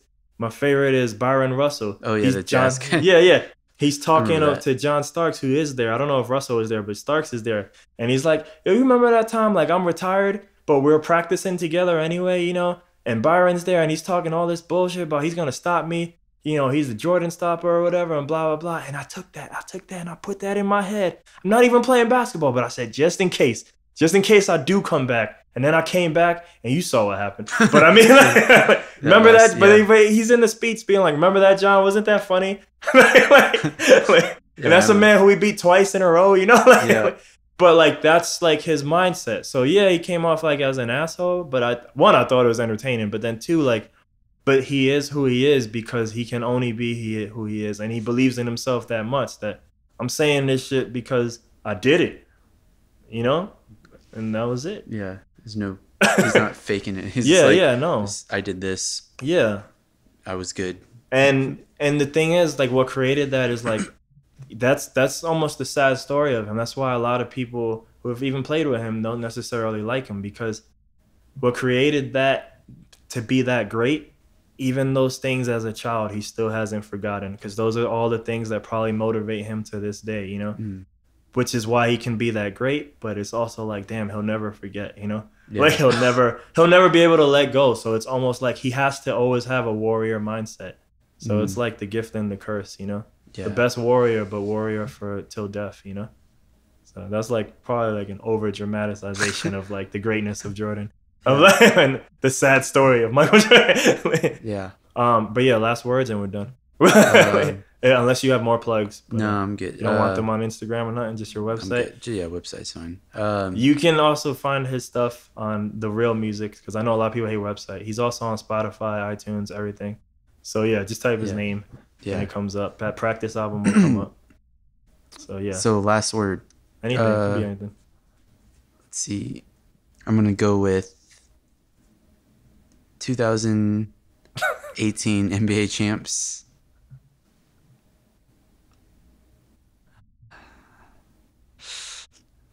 Actually, come out and play. You know, I'm gonna hold you to this next June. I gotta be loyal. I'm just gonna go for the Spurs. Oh man, yeah. Well, we'll see. I won't even talk basketball talk because I'll keep going. But yeah, all right. Spurs won. Bake that chicken, smoke that turkey. Boosh. Sorry it was so long. Nah, let me stop.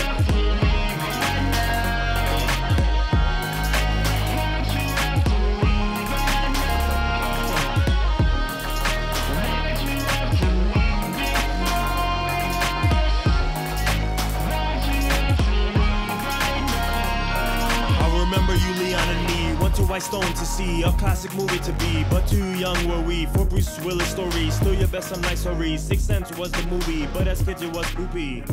We all young, so we don't pay rent. Means extra money to spend. That being said, we too cheap to take a bus. We walk over there, we don't